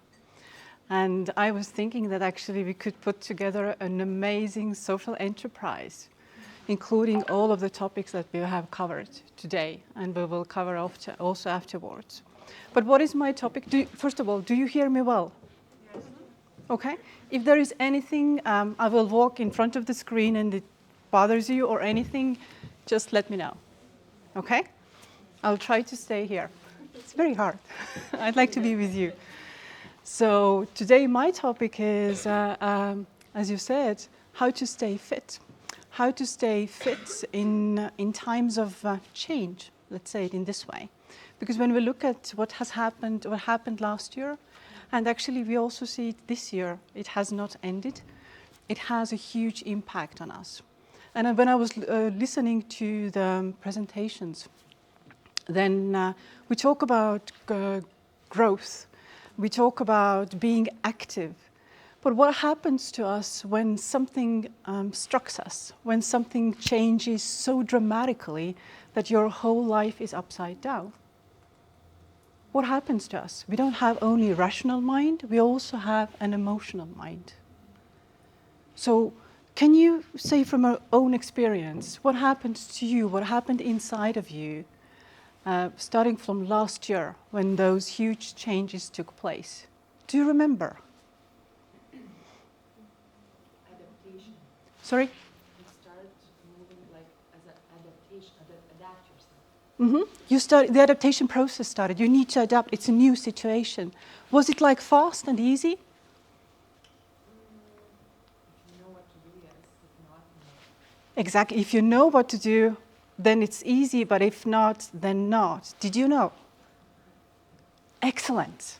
How many of you knew what to do? Amazing.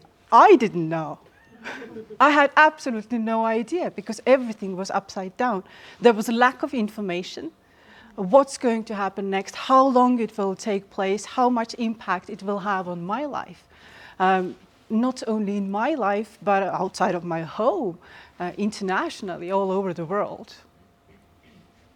So usually when there is not much information and the change is so huge, so dramatic, when you go to work or you go to school and suddenly these possibilities are cut out. For some people, it's a wonderful thing because they can really enjoy the environment, they feel themselves the best. And for some, especially when we talk about young people, what happened to them? The everyday routine that they were in, the school, for example, suddenly they couldn't go there. They couldn't meet their friends. What happened inside of the family when everything was turned upside down? How did the parents react? I'm sure there are very different reactions or the way the families coped with the situation. But what if the young people were from families where there was emotional or physical abuse, and now they were stuck at home?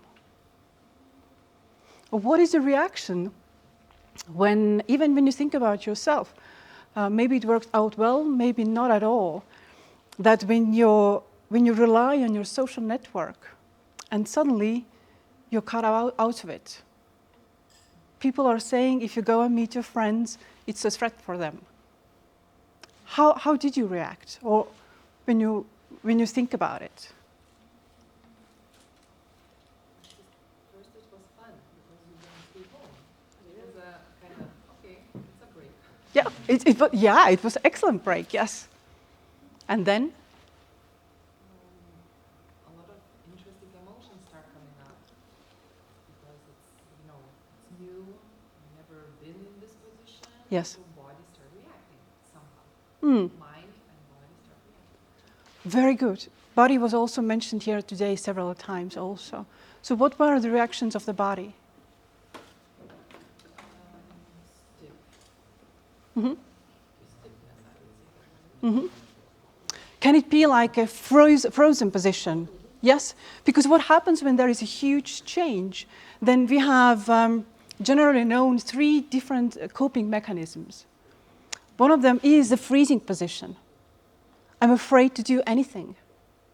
I don't know if I do the right thing, or what is the impact of my next step. What are the other options? Did you have any other reactions also? Another reaction, I was out of box.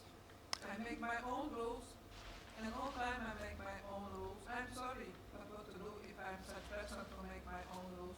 I can't live under the rules if someone else make on me. Amazing. So you had the ability to think out of the box. Yes. And to create your own rules. Yes, and I still continue to do like that. Excellent, because this is something actually that is very, very hard to reach when the body is stiff.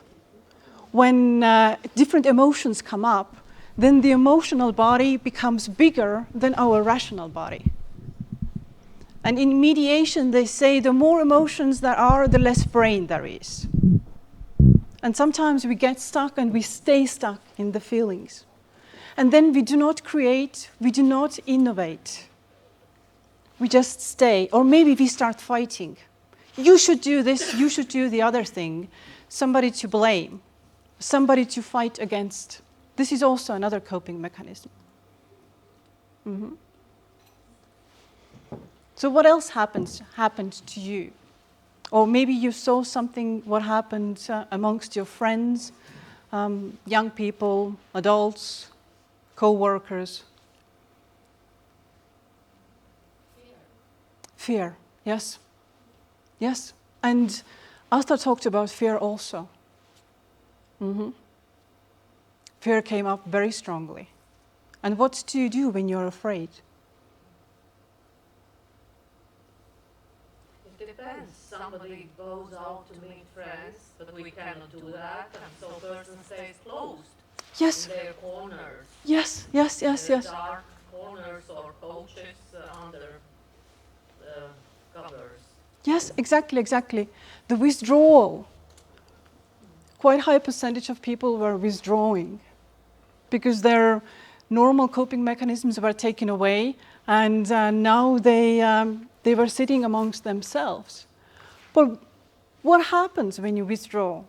When you are not socially active anymore, when your usual ways of living what you're used to is cut out?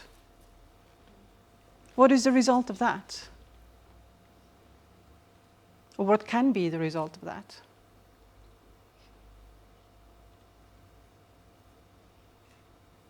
Depression. I have no control over my life. I don't know, I'm counseling young people and adults. They come to me and they say, I don't know, what's the point of living? There is no reason anymore. They don't know what's going to happen in the future. And the suicidal ideation also. That when we talk about the dreaming part, I think it's a wonderful way to change, like Asta said, the dreaming, to change your state of being. When you think about dreaming, it helps your body also start reacting in this way. And this is a wonderful mechanism. And as is with everything, there are also shadow sides. What I noticed amongst young people, they started creating their own fantasy world, as if they're living in another planet, and what that world will look like. But this is already escaping. This is escaping from the reality. And when you think about yourself again, maybe you've said something or maybe you've heard also, what did people around you told you about the situation? How should you cope with it? What was the main message you heard?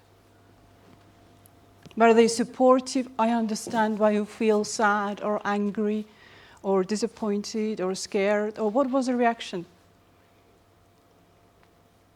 Even if you think out of box, people around you are angry on you. They don't think that you are right. Exactly, exactly. There is anger. Yes, what else?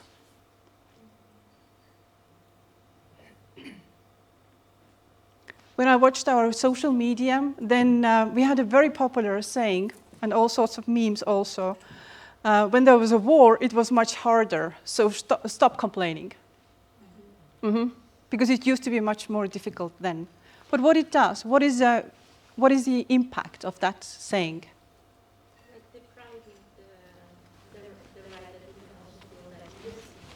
Exactly, exactly. It's diminishing what you feel, who you are at this moment. And again, the reaction to that often is, again, withdrawal. I am not accepted the way I am. We talked about acceptance also. You heard about the acceptance of self, like Asta said. But the others are not accepting me the way I am. And again, I'm withdrawing and I'm becoming depressive. I am not okay the way I am. And it's so loud. I think everything became very, very heightened at this moment. Be strong for others. You need to behave in this way. It doesn't really matter what you feel, what you want, what your body says. It's not important at all anymore. So what is the key? How to get out from this kind of situation? Is it possible to be supported in the middle of change where you don't know what's going to happen next, you don't know how long it will take? What would support you? Or is it possible to support somebody like in this situation? For sure it is. For sure. Yeah, absolutely yes. Yes, for sure. How? What do you think, what could be the key things? First of all, not to give advices, just to listen. Listening, excellent. I think we as human beings, we have forgotten the most basic things. In order to connect and stay in connection with each other, the most important thing is to listen. And actually, again, I'm using Asta's presentation, exactly, not to listen with your rational mind, but you listen through your heart. You listen to your heart and you listen others through your heart. Not the way he should behave it in this way. This is not right what he does. She's very stupid. I would never do it in this way. I don't it's, she's too much. Yeah. But all we need is the acceptance and listening through our hearts. It's so simple, but we don't remember how to do it anymore. It's so simple, but also so hard. Yes, because what happens in our brain, as soon as somebody starts saying something or talking about something, then what our brain starts doing here, it starts thinking, oh, I had a similar situation. My story, I don't listen to anymore what the other person is saying. And this is what happens. This is how we are built. So how to change that? What is the key on how to listen to the other person? Slow down, yes. Slow down your energy, absolutely yes. Mm-hmm. Any more ideas? What would help? Be in the moment. Yes, yes, yes. Not in the past, not in the future, but right here, right now. How about practicing that right now? Mm-hmm. Yes? Do you want to sit down or stand up? Stand up. Let's stand up then, please.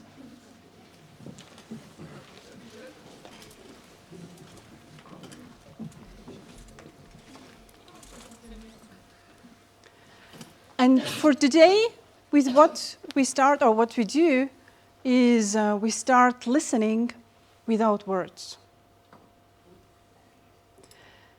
I am training couples in couple therapy. I'm delivering trainings for therapists, for grievers in Estonia, outside Estonia. And you know what sometimes happens and is very, very deep for me? When somebody is focusing on you 100%, sometimes people start crying.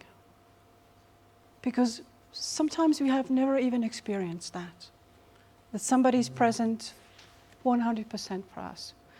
So how do we know that another person is present for us? What I ask you to do is to turn your body towards the other person, choose one person, and you're facing the other person 100% with the whole of your body. Mm-hmm. Choose a person to look at. You can choose a distance if you want to do it close or far. Do we have somebody who is missing a partner? Sul ei ole partnerit või? Oh, excellent.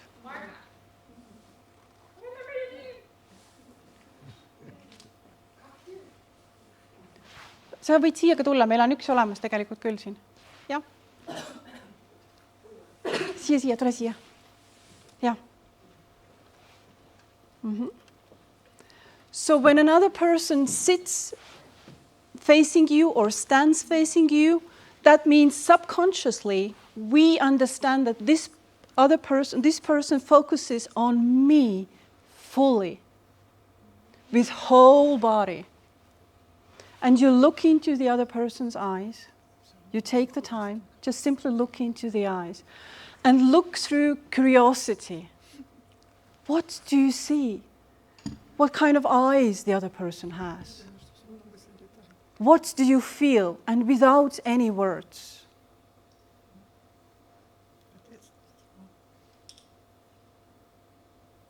Be in the moment and fully notice who is the person in front of you. Eyes are speaking so much.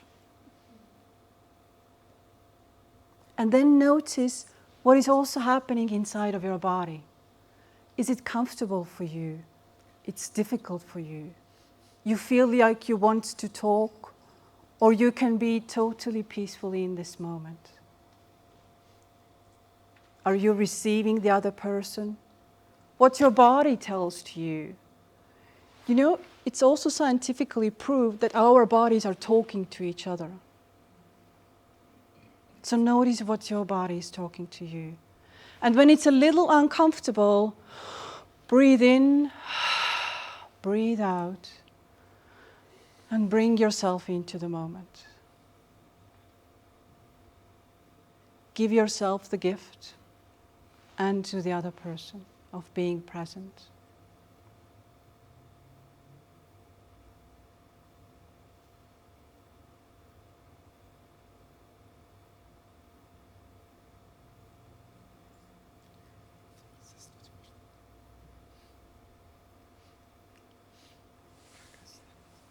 Excellent. And then you close this experience the way you want to close it. Is it through the hug, through thank you, through a bow, however you feel or your body shows you?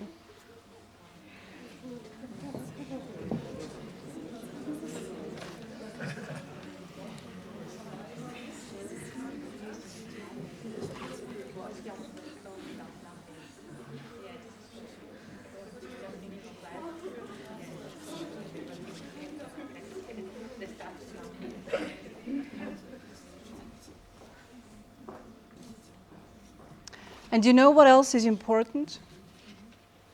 Every emotion is okay. Not only laughter, not only joy, not only happiness. The sadness, the anger, emptiness. Everything is a normal reaction, especially to change. And if you accept it in yourself and there is another person, it's enough if there is only one person who is a witness of your emotions, who is a witness of your true, authentic self, then I'm telling you the world will be healed very fast, even during those dramatic changes. Because this is the only thing we need, is the connection. And it's so simple, actually, to create the connection. We are always connected, but our brain tells us that we are not. Our brain tells us that we are separate. But when we take the moment and we look into each other's eyes, it's like being connected with the nature, with the universe. And this is why the picture is here. I used to live in the forest. And for me, that was the biggest gift of my life. And the biggest sense of connection in my life. With myself, with everything what's happening around me. So it represents me, the connection. I do not live there anymore, but I know that the forest is with me all the time. And these are the key things that I wanted to share with you, that have touched me very deeply, and that I use in my work and in meeting other people. I understand I'm totally exactly on time. You are perfect. Wonderful. We even have time for one question from audience. If we not, then we could have possibility to have yes. You're welcome. So you said that you have your forest all the time with you, and I sense it because your energy is calm. And it feels like you slowed down. So how do you manage to maintain that calm, centered energy? I am a grief counselor, so the most important thing is to stay present, as you also said. In the sessions, you never know what's going to happen. Never, never, never. I cannot have any expectations, no matter how much I know about grief, because every person is very special. And at the same time, I'm very emotional. I can be fire, I can do everything. I can be really mad. I can laugh very loud. I am very emotional. But it's about choice. True. Thank you. Thank you very much. So, can I go? Thank you very much. Yes, thank you. Yes.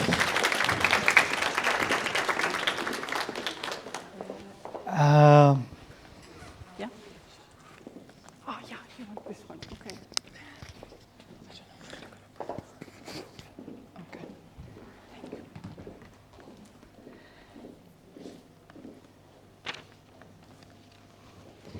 Hello. Hello. I have a quiz for audience. During her speech, she will talk how emotions and stress affects our body. Also will share her practices about empowering and motivating others to reach their true potential. The question is, what is Indra's profession? Any idea? No? Indra, you should explain yourself. Okay, thank you.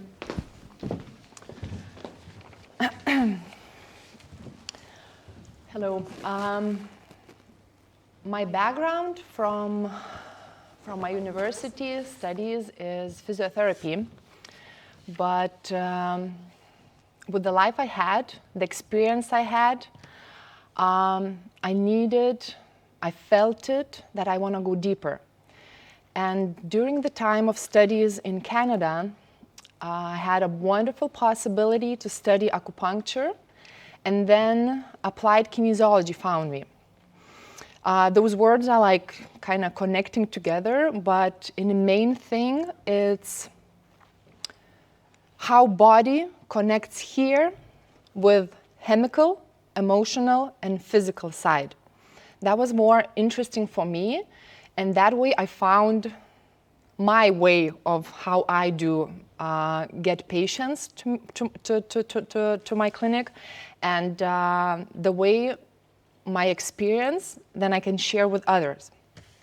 So the main thing is the structural thing of our body is whether people get sick, let's say, get illness, usually they what do? Like run to the doctors, get a recipe, take the pills, okay, I'm done.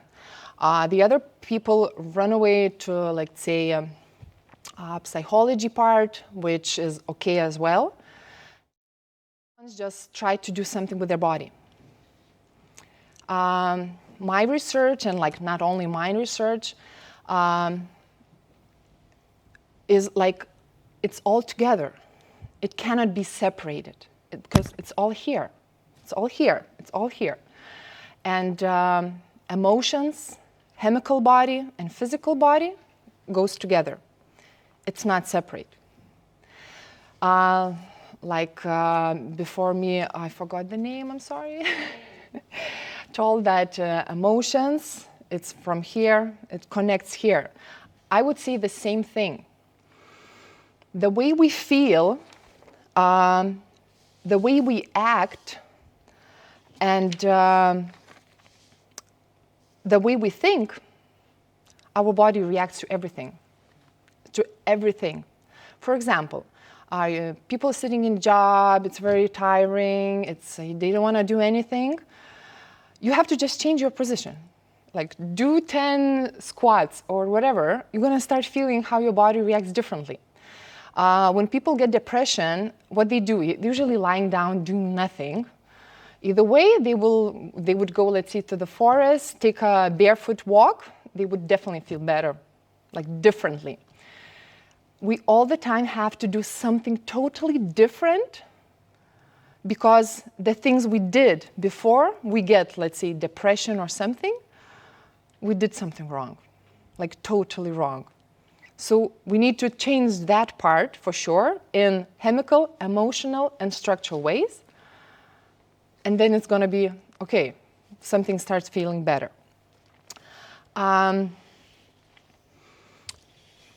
Living in Canada, I met an amazing person that taught me something.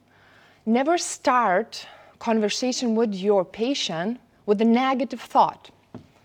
Like, okay, what does it hurt, eh? There we go. Like, it's like, what does it hurt, eh? It's usually you hear like, where's the pain? And whenever I started my patients asking, what's the joy of life? What makes you joyful? And they would be like, let me think. And I'm like, really? You have to think what brings you to the happiness? They're like, yeah, I need to think about it. Okay, that's your new homework. Write a list of things that makes you happy. Oh my God. And whenever they return to me, they're like, Indra, that was really hard. I'm like, okay, like read it. And whenever they start like telling me like what they wrote, it's really simple things.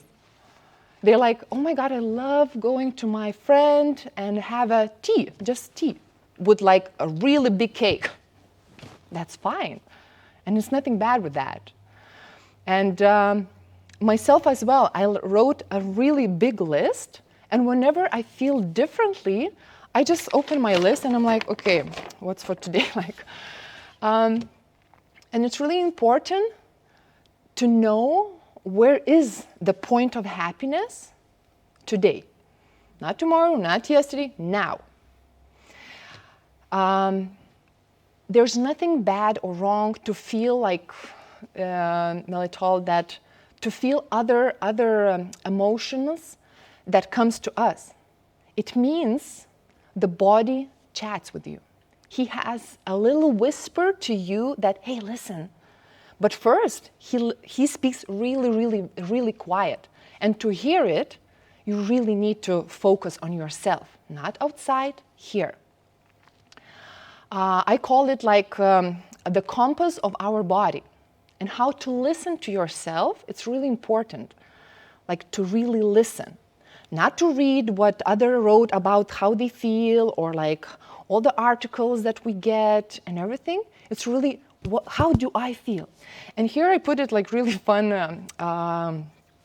like a cartoon thing. And whenever people think like, how do you feel? And whenever like, they start looking to their body, like going through the navigation of their body, how do I feel? And their thoughts actually go down to their body. Because usually we like here and just like pumping all the information out here, but not navigating our thoughts like right here. Okay, let's go back here. So whenever we go to our body, we start really listening to the little whispers that he tries to tell us. So our body has a memory of like our childhood, things that happened there, all the experience we have there.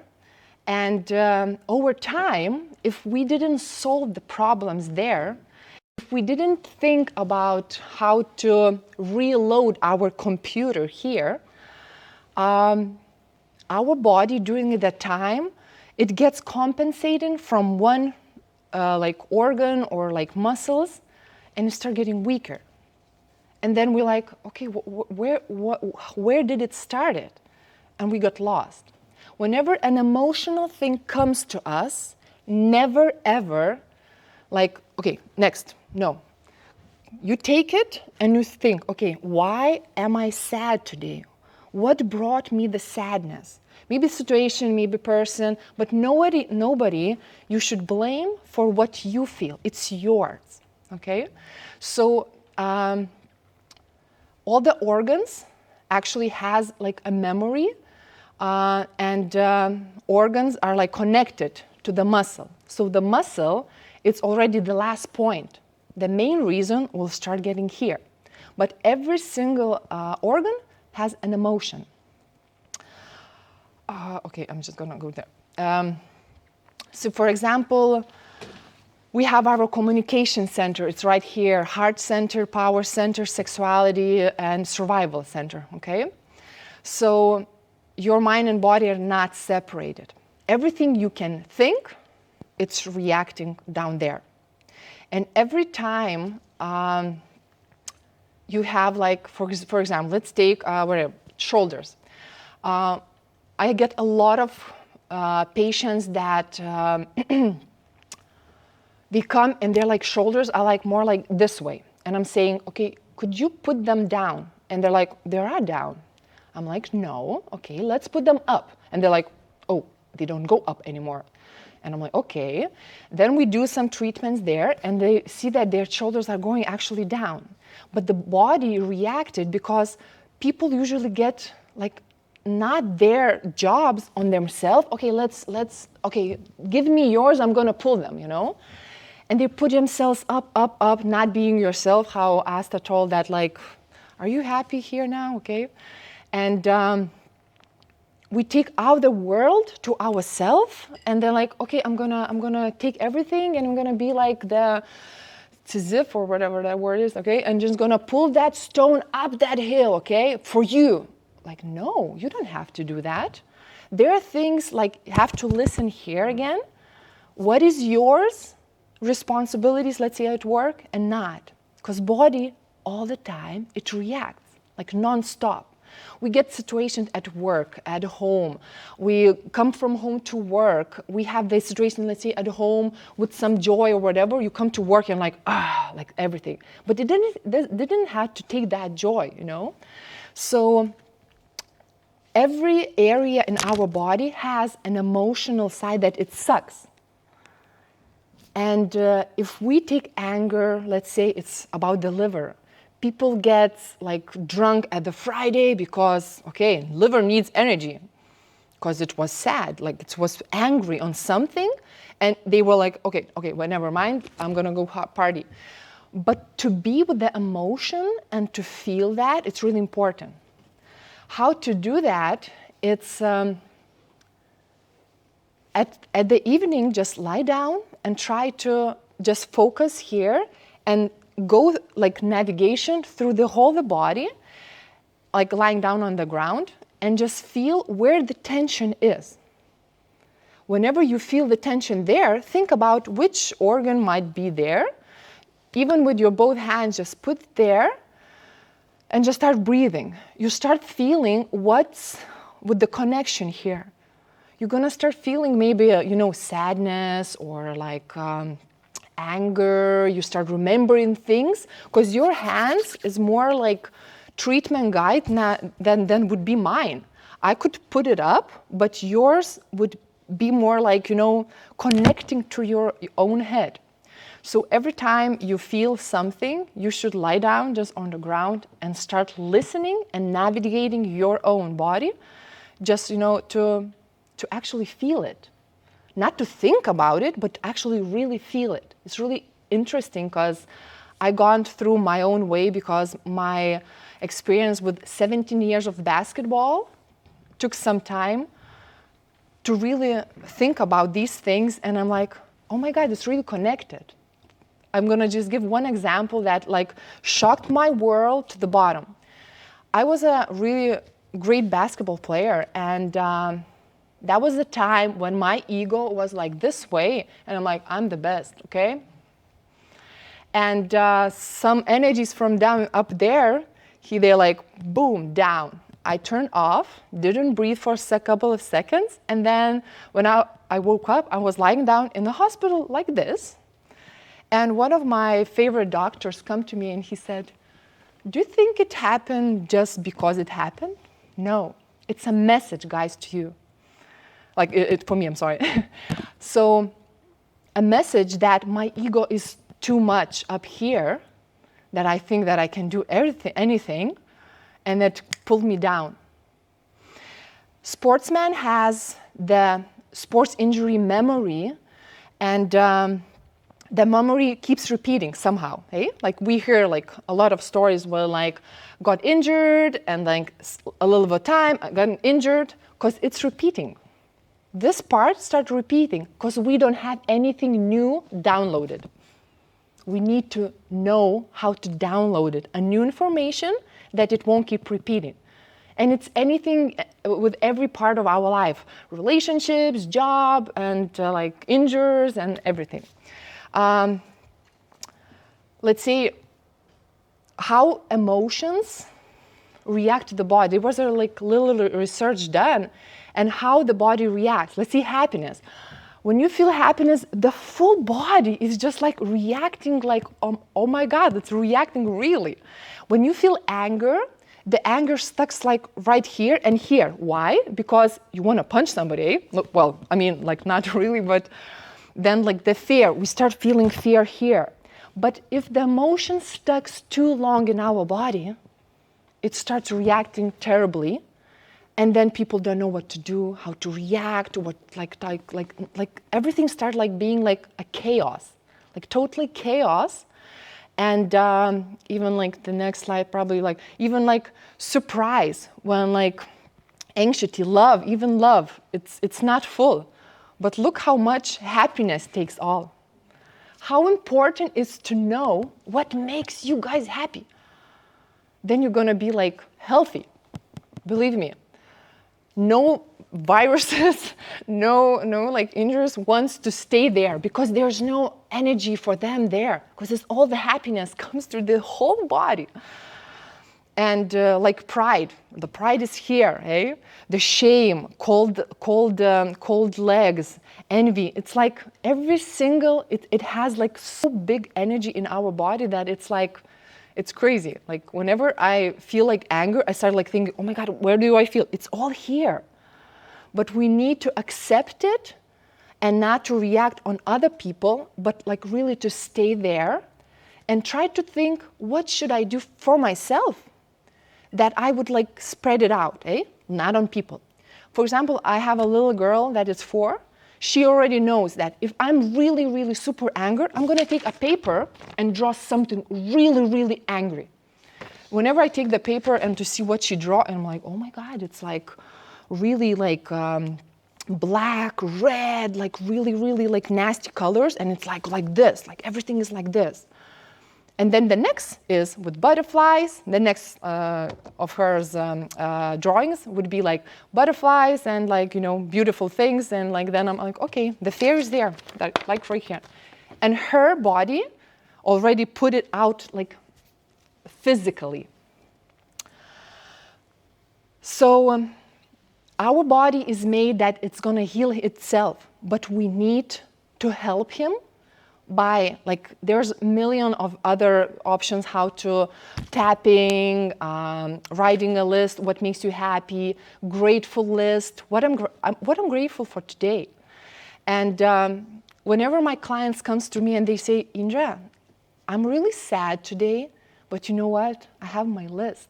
And I open and I see how grateful can I be for such a little details in my life. So Hippocrates, I love Hippocrates, the natural healing force within each of us is greatest force is getting well. We just need to know how to bring ourselves here, what makes us happy, and the body, yes, it's reacting to anything, and anger and everything. When people are like more like not flexible, they're usually like this, like really like super like this, because they're not flexible. When people are flexible, when they're like happy and they're in their own mood, they're like water, they're flowing. Yeah, there are waves. Of course we have those, eh? Like, I mean, all the different kind of emotion comes, but never ever, guys, never ignore them. Accept them and be with them and try to find like either way a specialist or something, how to work with them, how to spread them out, even the anger, anxiety, fear and everything. There's always a way. I just put it like a couple of more, and then let's see, for example, we take even this situation in the world. You can boost your immune system with focusing on like positive emotions. And it's true. If you're gonna open every single morning for the month of like positive emotions, you're gonna even like go outside and like not thinking, oh my God, there was something happening there, but like a little bit of positive. Knowing that, yes, that situation is there, not ignoring it, but to fill up yourself with like more positive things, your immune system is going to thank you because it's going to have like emotions positive from the beginning of the day. Positive emotions can increase the brain ability to good decisions. And yes, like even the gut, like the like, now I'm going to go and like do it, you know? So more positivity creates our immune system up. The human heart magnetic field can measure several feet away from the body. We just did an exercise with the other speaker there, okay? Like we are standing and you start feeling, like magnetic. And whenever we really know our own body, we start really knowing others. But first, guys, us. Love yourself. And positive emotion create psychological benefits in our body. We have to create new, what's the word? New system. If there was like more negative, we need to like transform it to like more positive side, eh? And there's other way, like other things that like, you know, whenever we get like really super fear, somehow our stomach gets like, you know, but one of the greatest things I discovered through all the like my practice is after work, after being like near computer, basically, well, we are near computer like most of the times if we are like working in the office, electric field of our body start getting like really electric. Take off your shoes, go to the forest and just have like a short walk. Magnetic field goes out and you start feeling your body then. If we are all the time in our shoes, we don't feel any any connection to ourselves first and then the ground after all. So our body really whispers all the time with some ideas. Don't ever let them scream. The screaming part is about the super, super hard pain that we start feeling in our body. And don't wait until then. The little whisper, I can tell an example with a car. Whenever we have oil button flashing red, we need to change oil. What we do? Quickly run to change it. But for example, if we start feeling, okay, next day you wake up and like, oh, this is a little bit painful, okay? And they're like, it's gonna go away. After a month, they come in and like, oh, that's bad.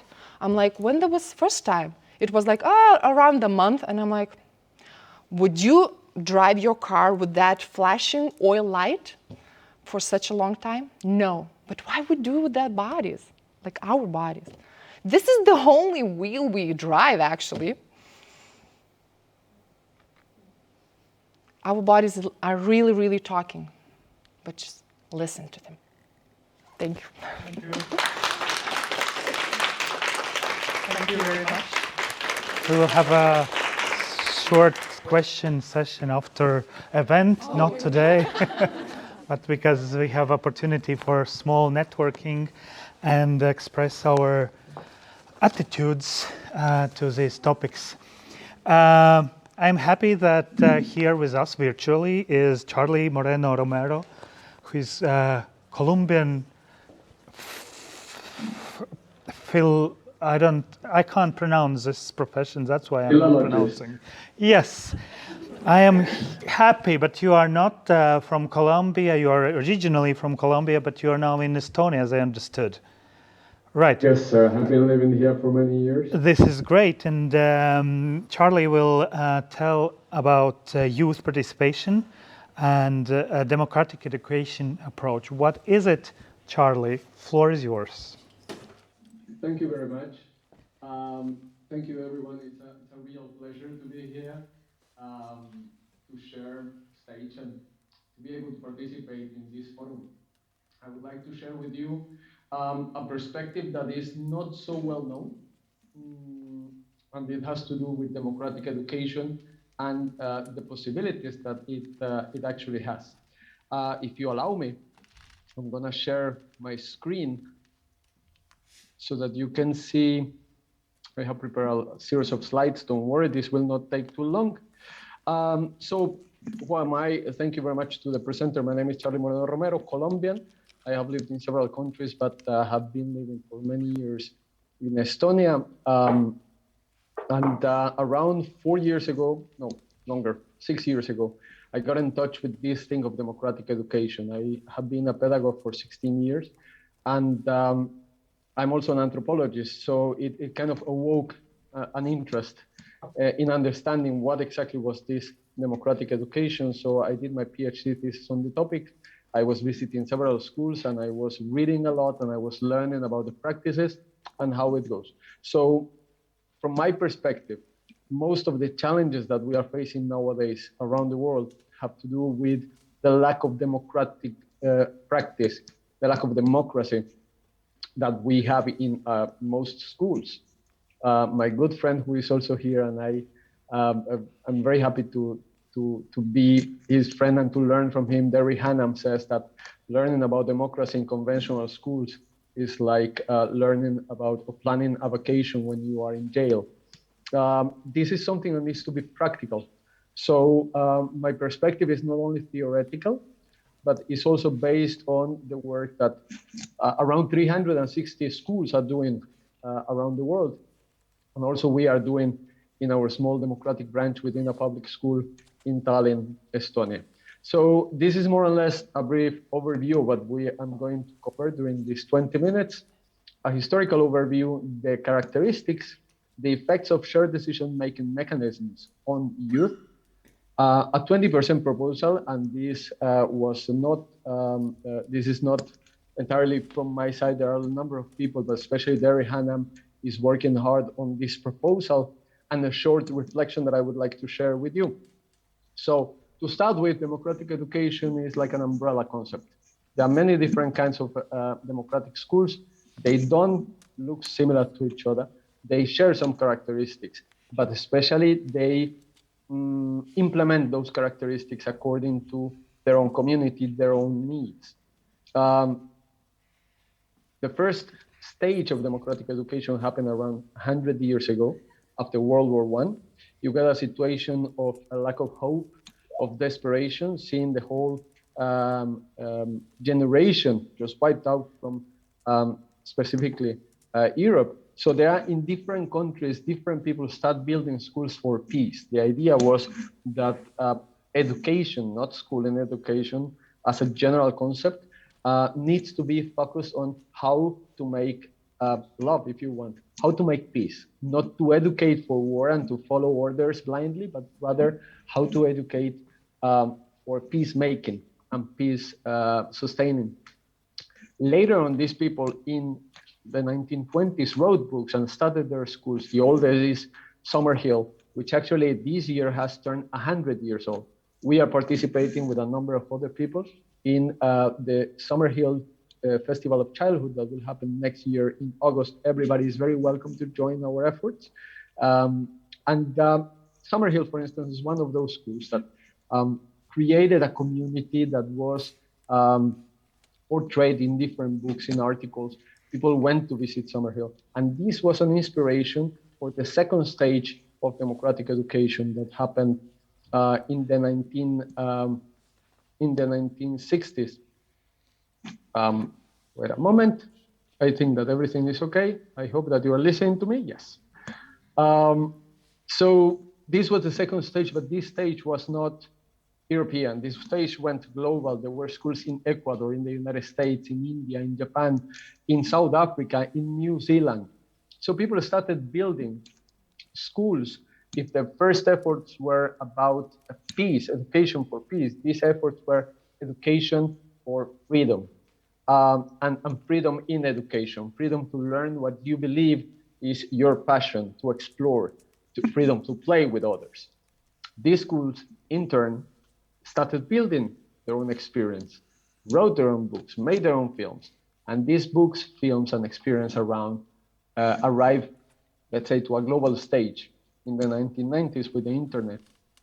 At the moment, there are around 300 democratic schools. There are 3 democratic universities.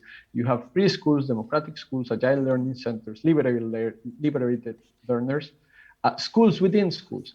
And you have this kind of movement, this kind of process in around 35 countries. There are a number of associations and organizations that are gathering and supporting this idea of democratic education. But you will ask, okay, what are you speaking about? What is democratic education? So now I'm going to tell you what are the characteristics of democratic education. On the one hand, we are talking about self-directed learning. This means that learners need to be involved actively in what the learning process is. It is the learner's job to also become responsible for the learning. It is the learner's right to start looking for possibilities, to explore different angles, different learning opportunities, and identify their interests, their passions, to learn from others, from different age groups. When we think of conventional schooling, we are thinking that this came from the Industrial Revolution. Nothing further from the truth. It was useful for the Industrial Revolution, but it was actually built in Prussia, a militaristic state.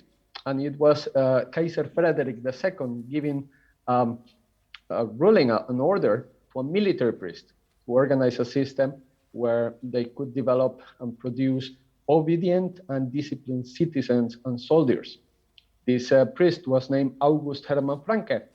And there is a really interesting book called Instruction and Absolutism in Prussia.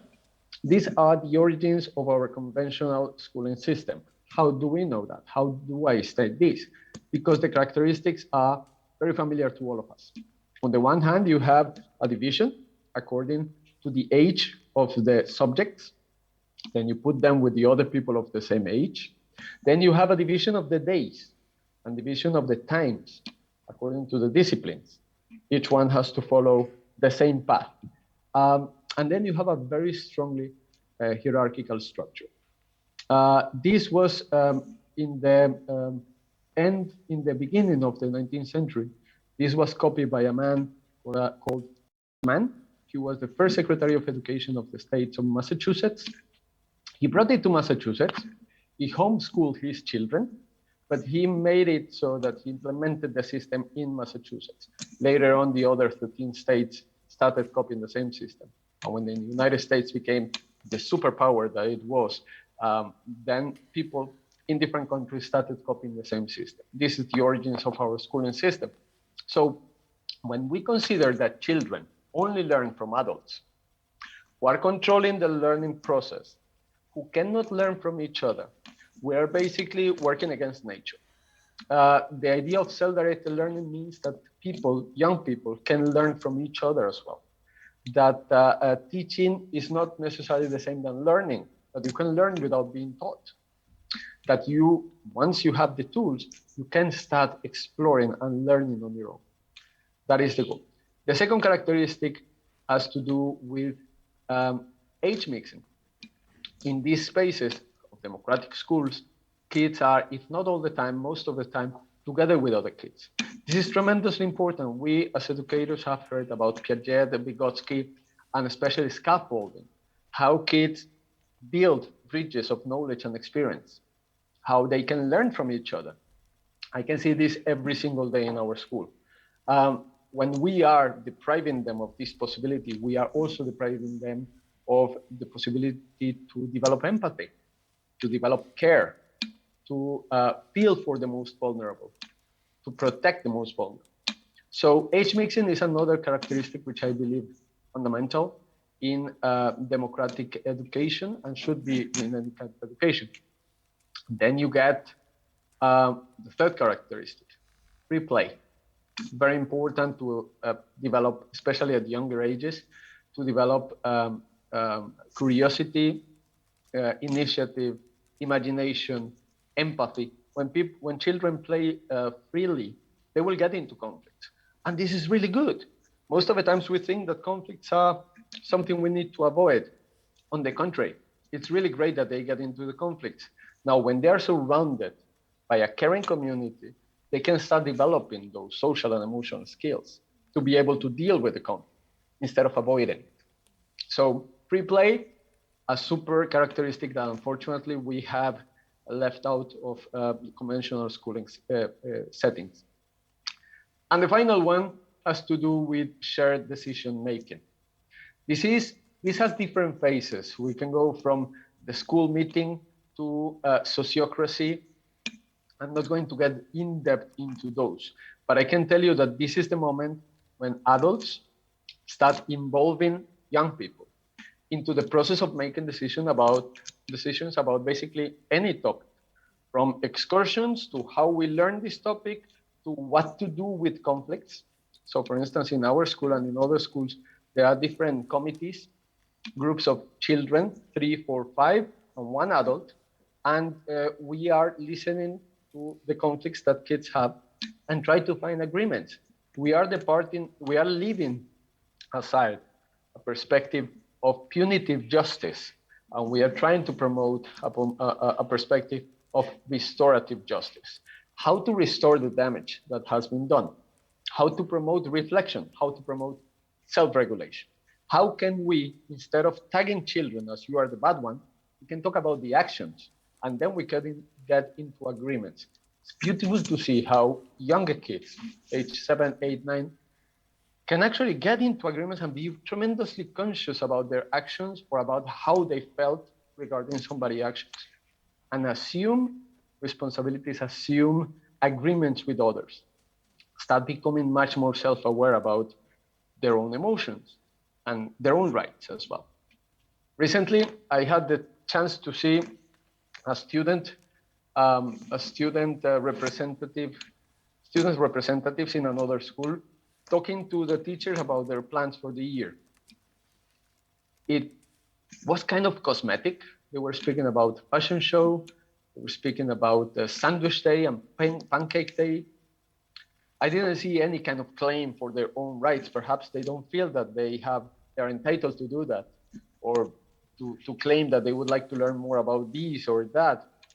And then on the same day, I was brought to the mediation circle because I told some girls, I got a bit angry, I have to say. I told some girls when they were constantly ignoring me, they had a lesson, which we were putting together Estonian language.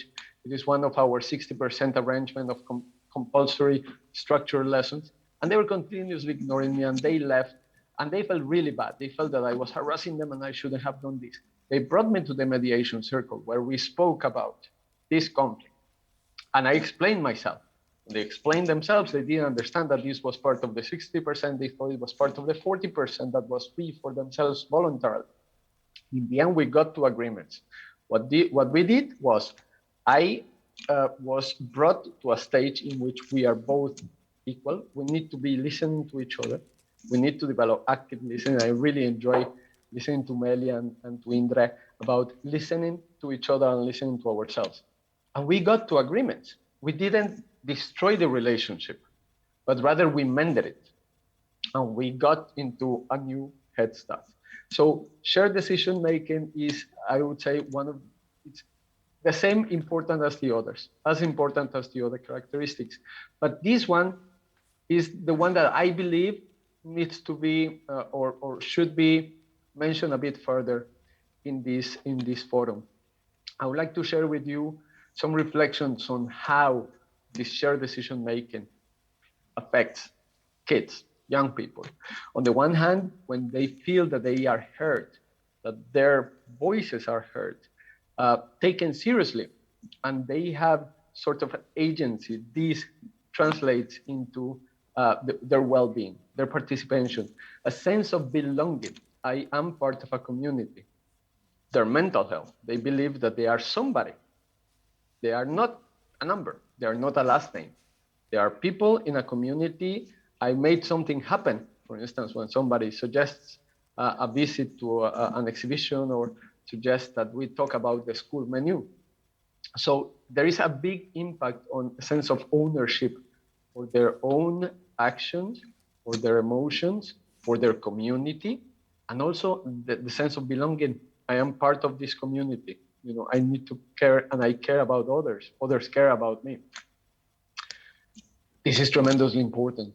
We are in that process of educating young people on how to be critical citizens. This doesn't mean to criticize, but rather how to use my citizen powers as to exercise a certain control over authority. The problem with authority is not authority, it's authoritarianism. There is also natural authority, which develops over time. There should be, and we are telling all the time this to kids, and we are reflecting together, there should be a balance in between freedoms and responsibilities. I am free to use my car to drive around the city, but I have the responsibility to keep the speed level in moderate levels.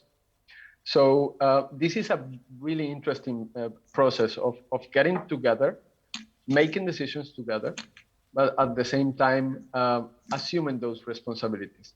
So I would like to share with you 2 more slides, or 3 perhaps. The first one has to do with a 20% proposal that I was speaking about.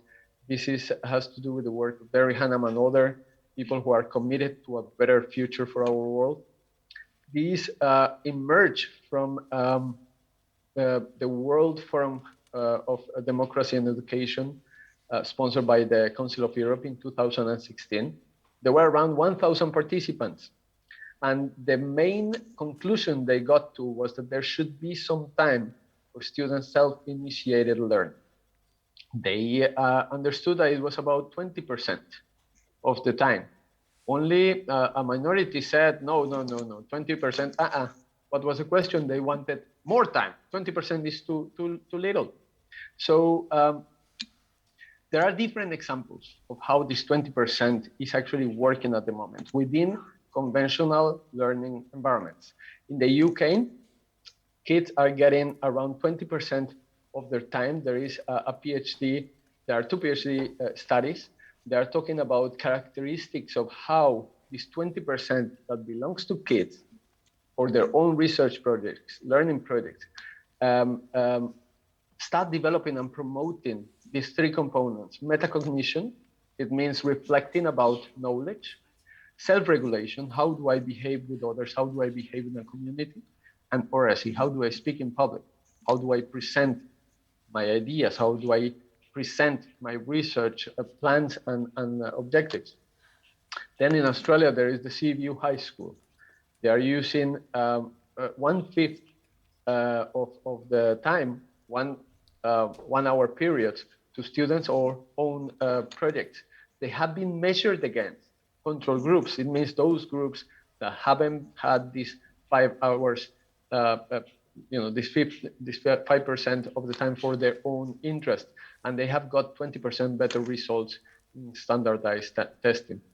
The OECD report, Beyond Academic Learning, speaks about soft skills.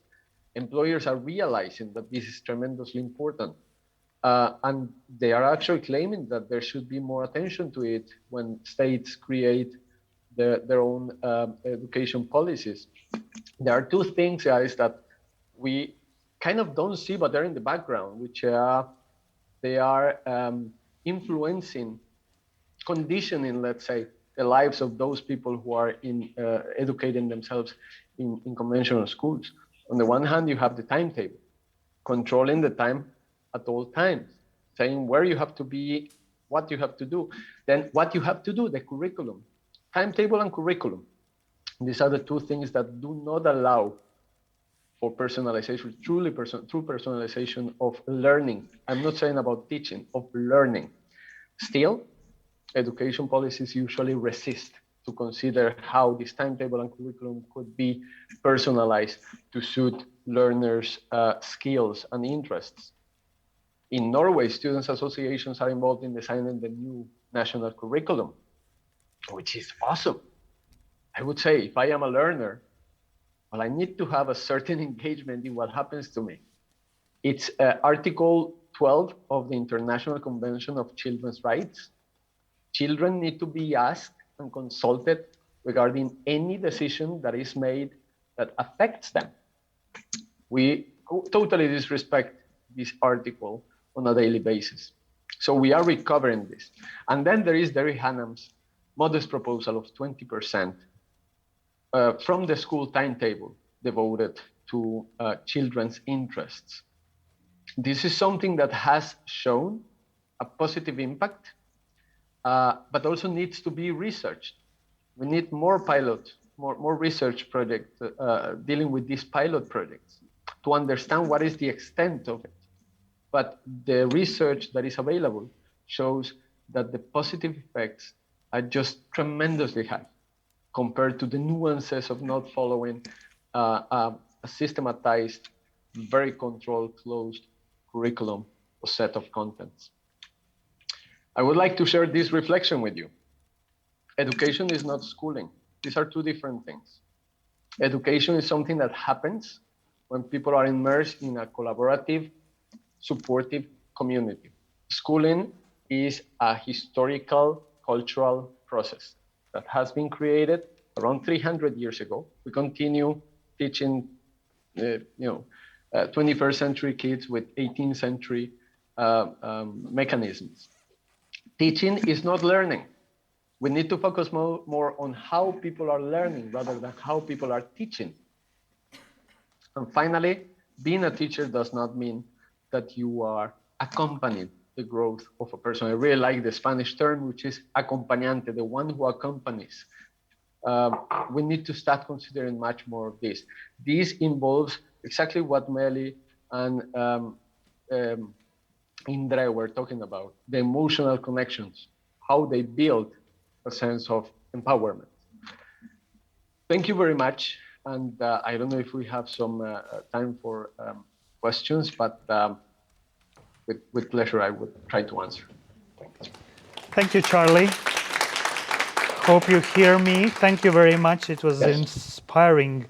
But now we have to move to next topic. Let's talk about SDGs. Can you raise hands who knows what does it mean, SDGs? Oh, great. Those people who are coming from Kobiety organization know what does it mean.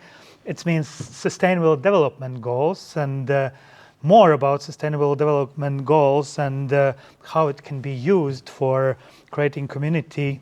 Some actions. Please come here. Milena Bors. Okay, so starting with what is SDG? So, SDG, it stands for Sustainable Development Goals, also known as Global Goals. This is the set of 17 integrated and interrelated goals. The SDGs were set up in 2015 by the United Nations and are intended to be achieved by year 2030. So, the 17 goals are connected with many actions that we should do to make our world better. So it is connected with mental health, because we have good health and well-being, with climate action and nature, and it is also connected with development of the city, or it is connected with peace or reducing inequalities. So I'm honored to tell you that actually you all work for SDGs. So to start, this whole agenda, is also called 2030 Agenda, provides this shared blueprint for peace, prosperity for people and planet for now and for future. So it recognizes that ending a lot of problems and solving them must go in hand with strategies that also improves ecology, health, and work on preserving our oceans, forests, but also with a spur economic growth. And more about the specific goals. Did you know that the UN Sustainable Development Goals are a universal call to action that unites 193 countries around the world? If these global goals are fulfilled by 2030, life on Earth will be better for everyone. So, what are these goals? Eliminate poverty in all its forms. No hunger. Everyone should have safe, nutritious, and sufficient food. Everyone has equal access to healthcare, thus ensuring our well-being and a healthy life. Equal access to a quality education. Ensure gender equality where women and girls have the same opportunities as men and boys. By achieving these goals, each member of our society will be equal, safe, and happy. UN global goals also include access to safe drinking water and sanitation, access to clean energy that is safe for people and the environment, sustainable and stable economic growth. Everyone has a decent job, strong infrastructure, and the support of innovations. Lower inequality within and among countries. Cities and settlements be developed without damaging the environment and people. Achieving these goals will result in the well-being of people and our planet. We can further take care of our environment with the following goals: sustainable and safe production and consumption of products. Take urgent measures to reduce climate change and its impact. Ensure the sustainable use and protection of ocean and sea resources. Restore and protect Earth's ecosystems. By achieving these goals, we will form a society where strong institutions ensure peace and justice. It is important for everyone to be involved and to build partnerships for achieving sustainable development goals. You are part of this process. Demand the implementation of these goals. Take the lead and share information with your friends.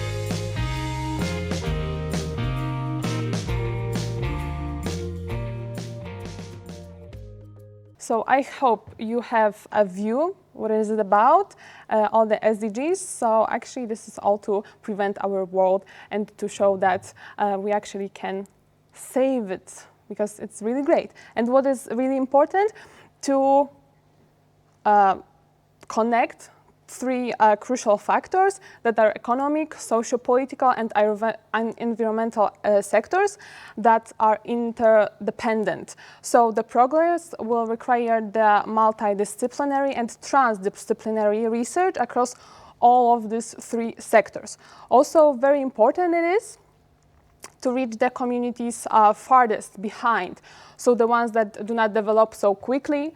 So we need to add and touch the people with disabilities, groups like children, elders, refugees, and migrants, for example, because as we see on this map, the lightest shades of blue are when there are the greatest remaining challenges towards SDGs. So this is Latin America, Africa, and Southern Asia.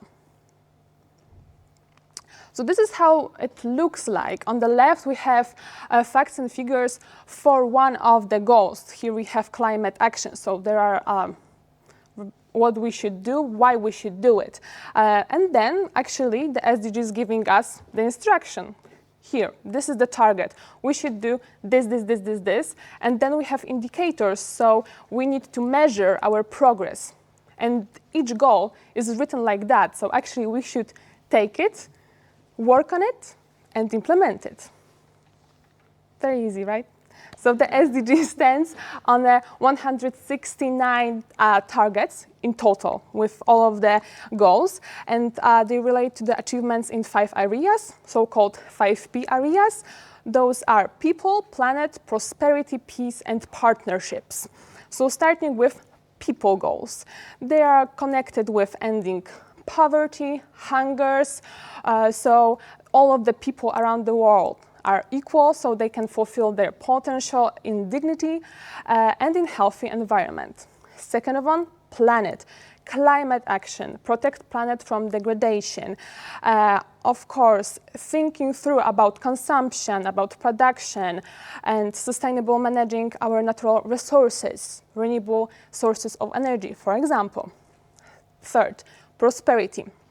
So we should ensure that all human beings can enjoy prosperous and fulfilling lives that are economic and social and technological progress occurs in harmony with nature. So we need to think about development of our cities, of progress in our companies, and also in nature. So it wouldn't interfere.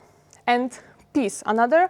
So we need to create a peaceful societies that are free from fear and violence, that everyone is safe, free, and feel it. Another thing very important is partnership.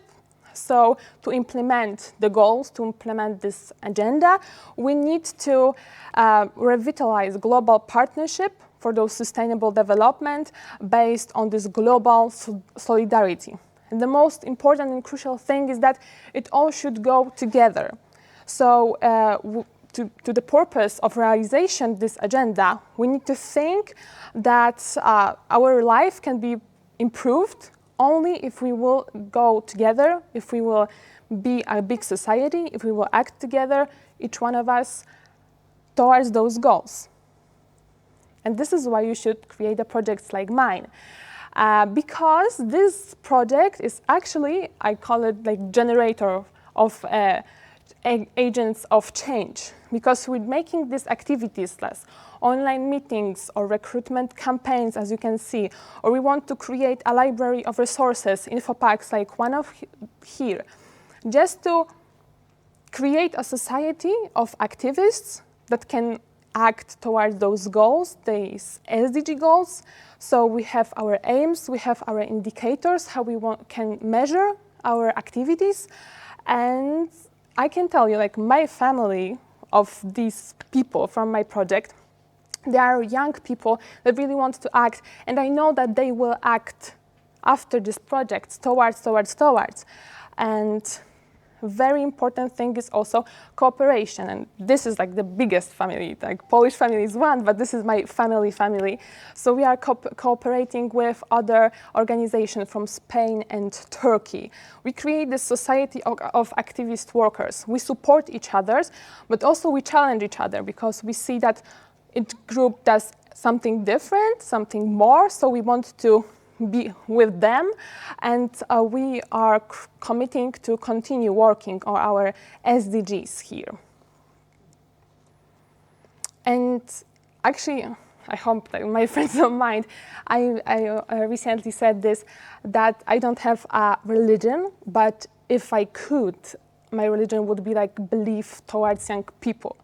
And this is why I want to be like representative of this young blood that you can have hope in, because we want to act as you see here.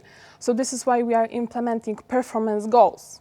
We are setting some goals and we want to monitor them and measure our progress. So here we are preparing for our activities.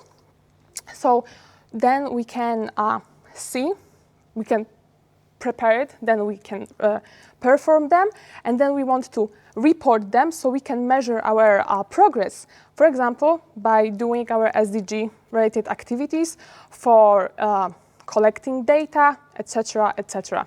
So this is how we can concrete our performance goals and clear them and make it easier to generate this relevant data over time if we will set our goals.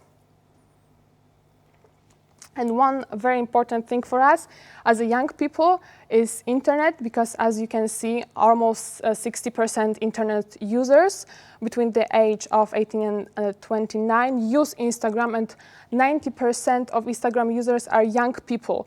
So this is where you should go if you want to find the activist among young people, because we want to share on the internet, we want to spread awareness, we want to exist there just to inspire and experience it all together.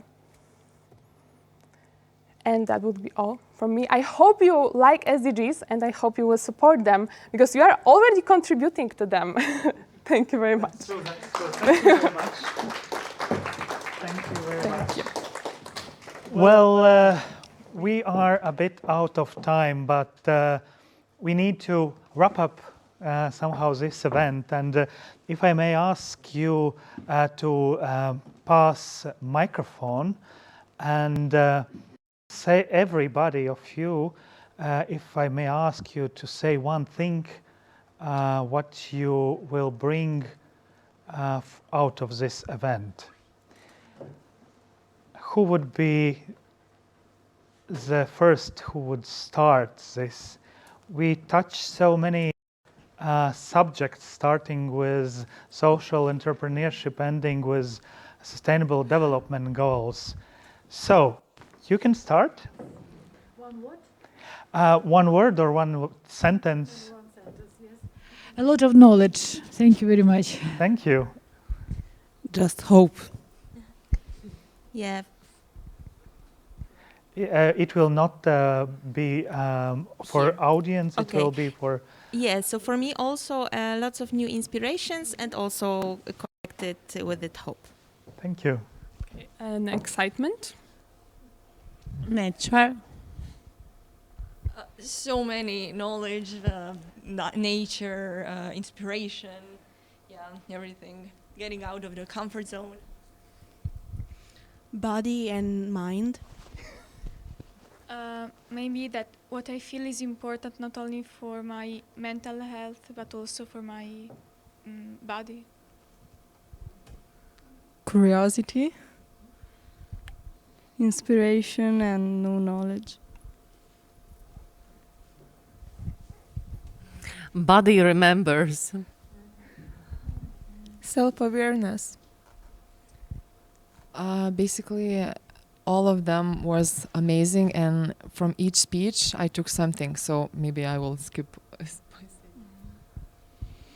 I want to use this opportunity to thank the organizers a lot for organizing the event and making it happen, that we can speak, express ourselves, and come here and listen and take so many things with us back to our countries. So I will take that we need to slow down, be in the moment, and I will bring back home that we need to listen to our bodies, listen to what they're saying a lot more. Thank you. From this event, I will bring back home with me inspiration, experience, knowledge, and interesting people. I would say definitely like some reflections on different facilitation styles and also different settings. Yeah, and some reflection and inspiration, like how to adapt my work for the future. Thank you. I will bring with me new ideas and inspiration from the presenters' own experiences. It was very interesting to listen to you guys. Thank you. I will take new ideas for future activities and projects with youth. Thank you. Respect to my own body and respect to nature around.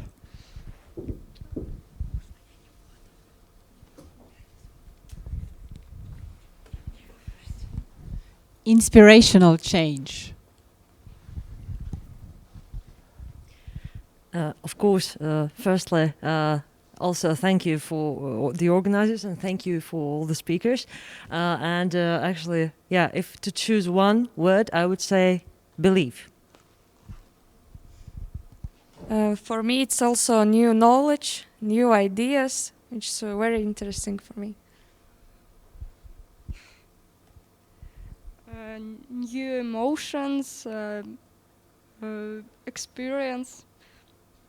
That's all. Thank you very much. Thank you very much. I will bring definitely from this event not just inspiration, but also a feeling that we are really creating our world. And this is a moment when we can say a big thank you for all speakers. Can you stand up one more time? We could give you big applauses for your presentations.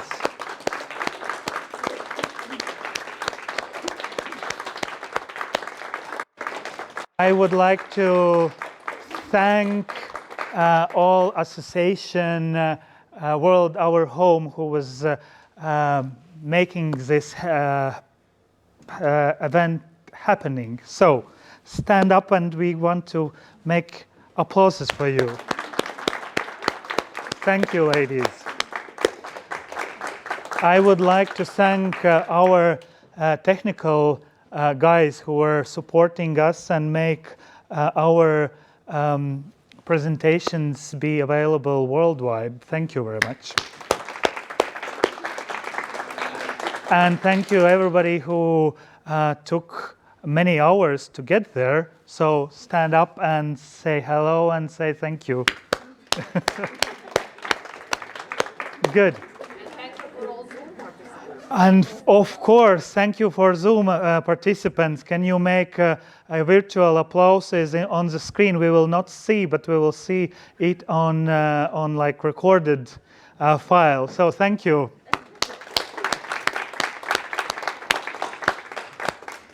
Iveta, is there something what you wanted to say at the end of this event? Okay, I want to say that really the topics and themes have been so different and the speakers have been so different, but all of them are connected by the idea of being active. In order to be active, you need to be energetic. You have to be in mental balance. In order to be active, you know that you have to know the direction where you are going to.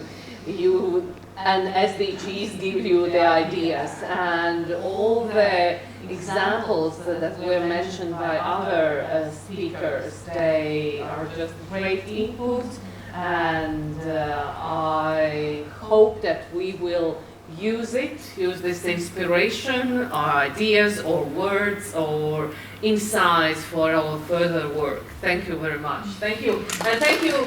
And thank you, Ari Sadles, for moderating this event. Thank you. thank you very much. Now it have to be music around to have an opportunity to chat with each other on a not so official manner. So thank you very much, and have a good end of this day and end of this week, and actually stay safe and healthy. Thank you.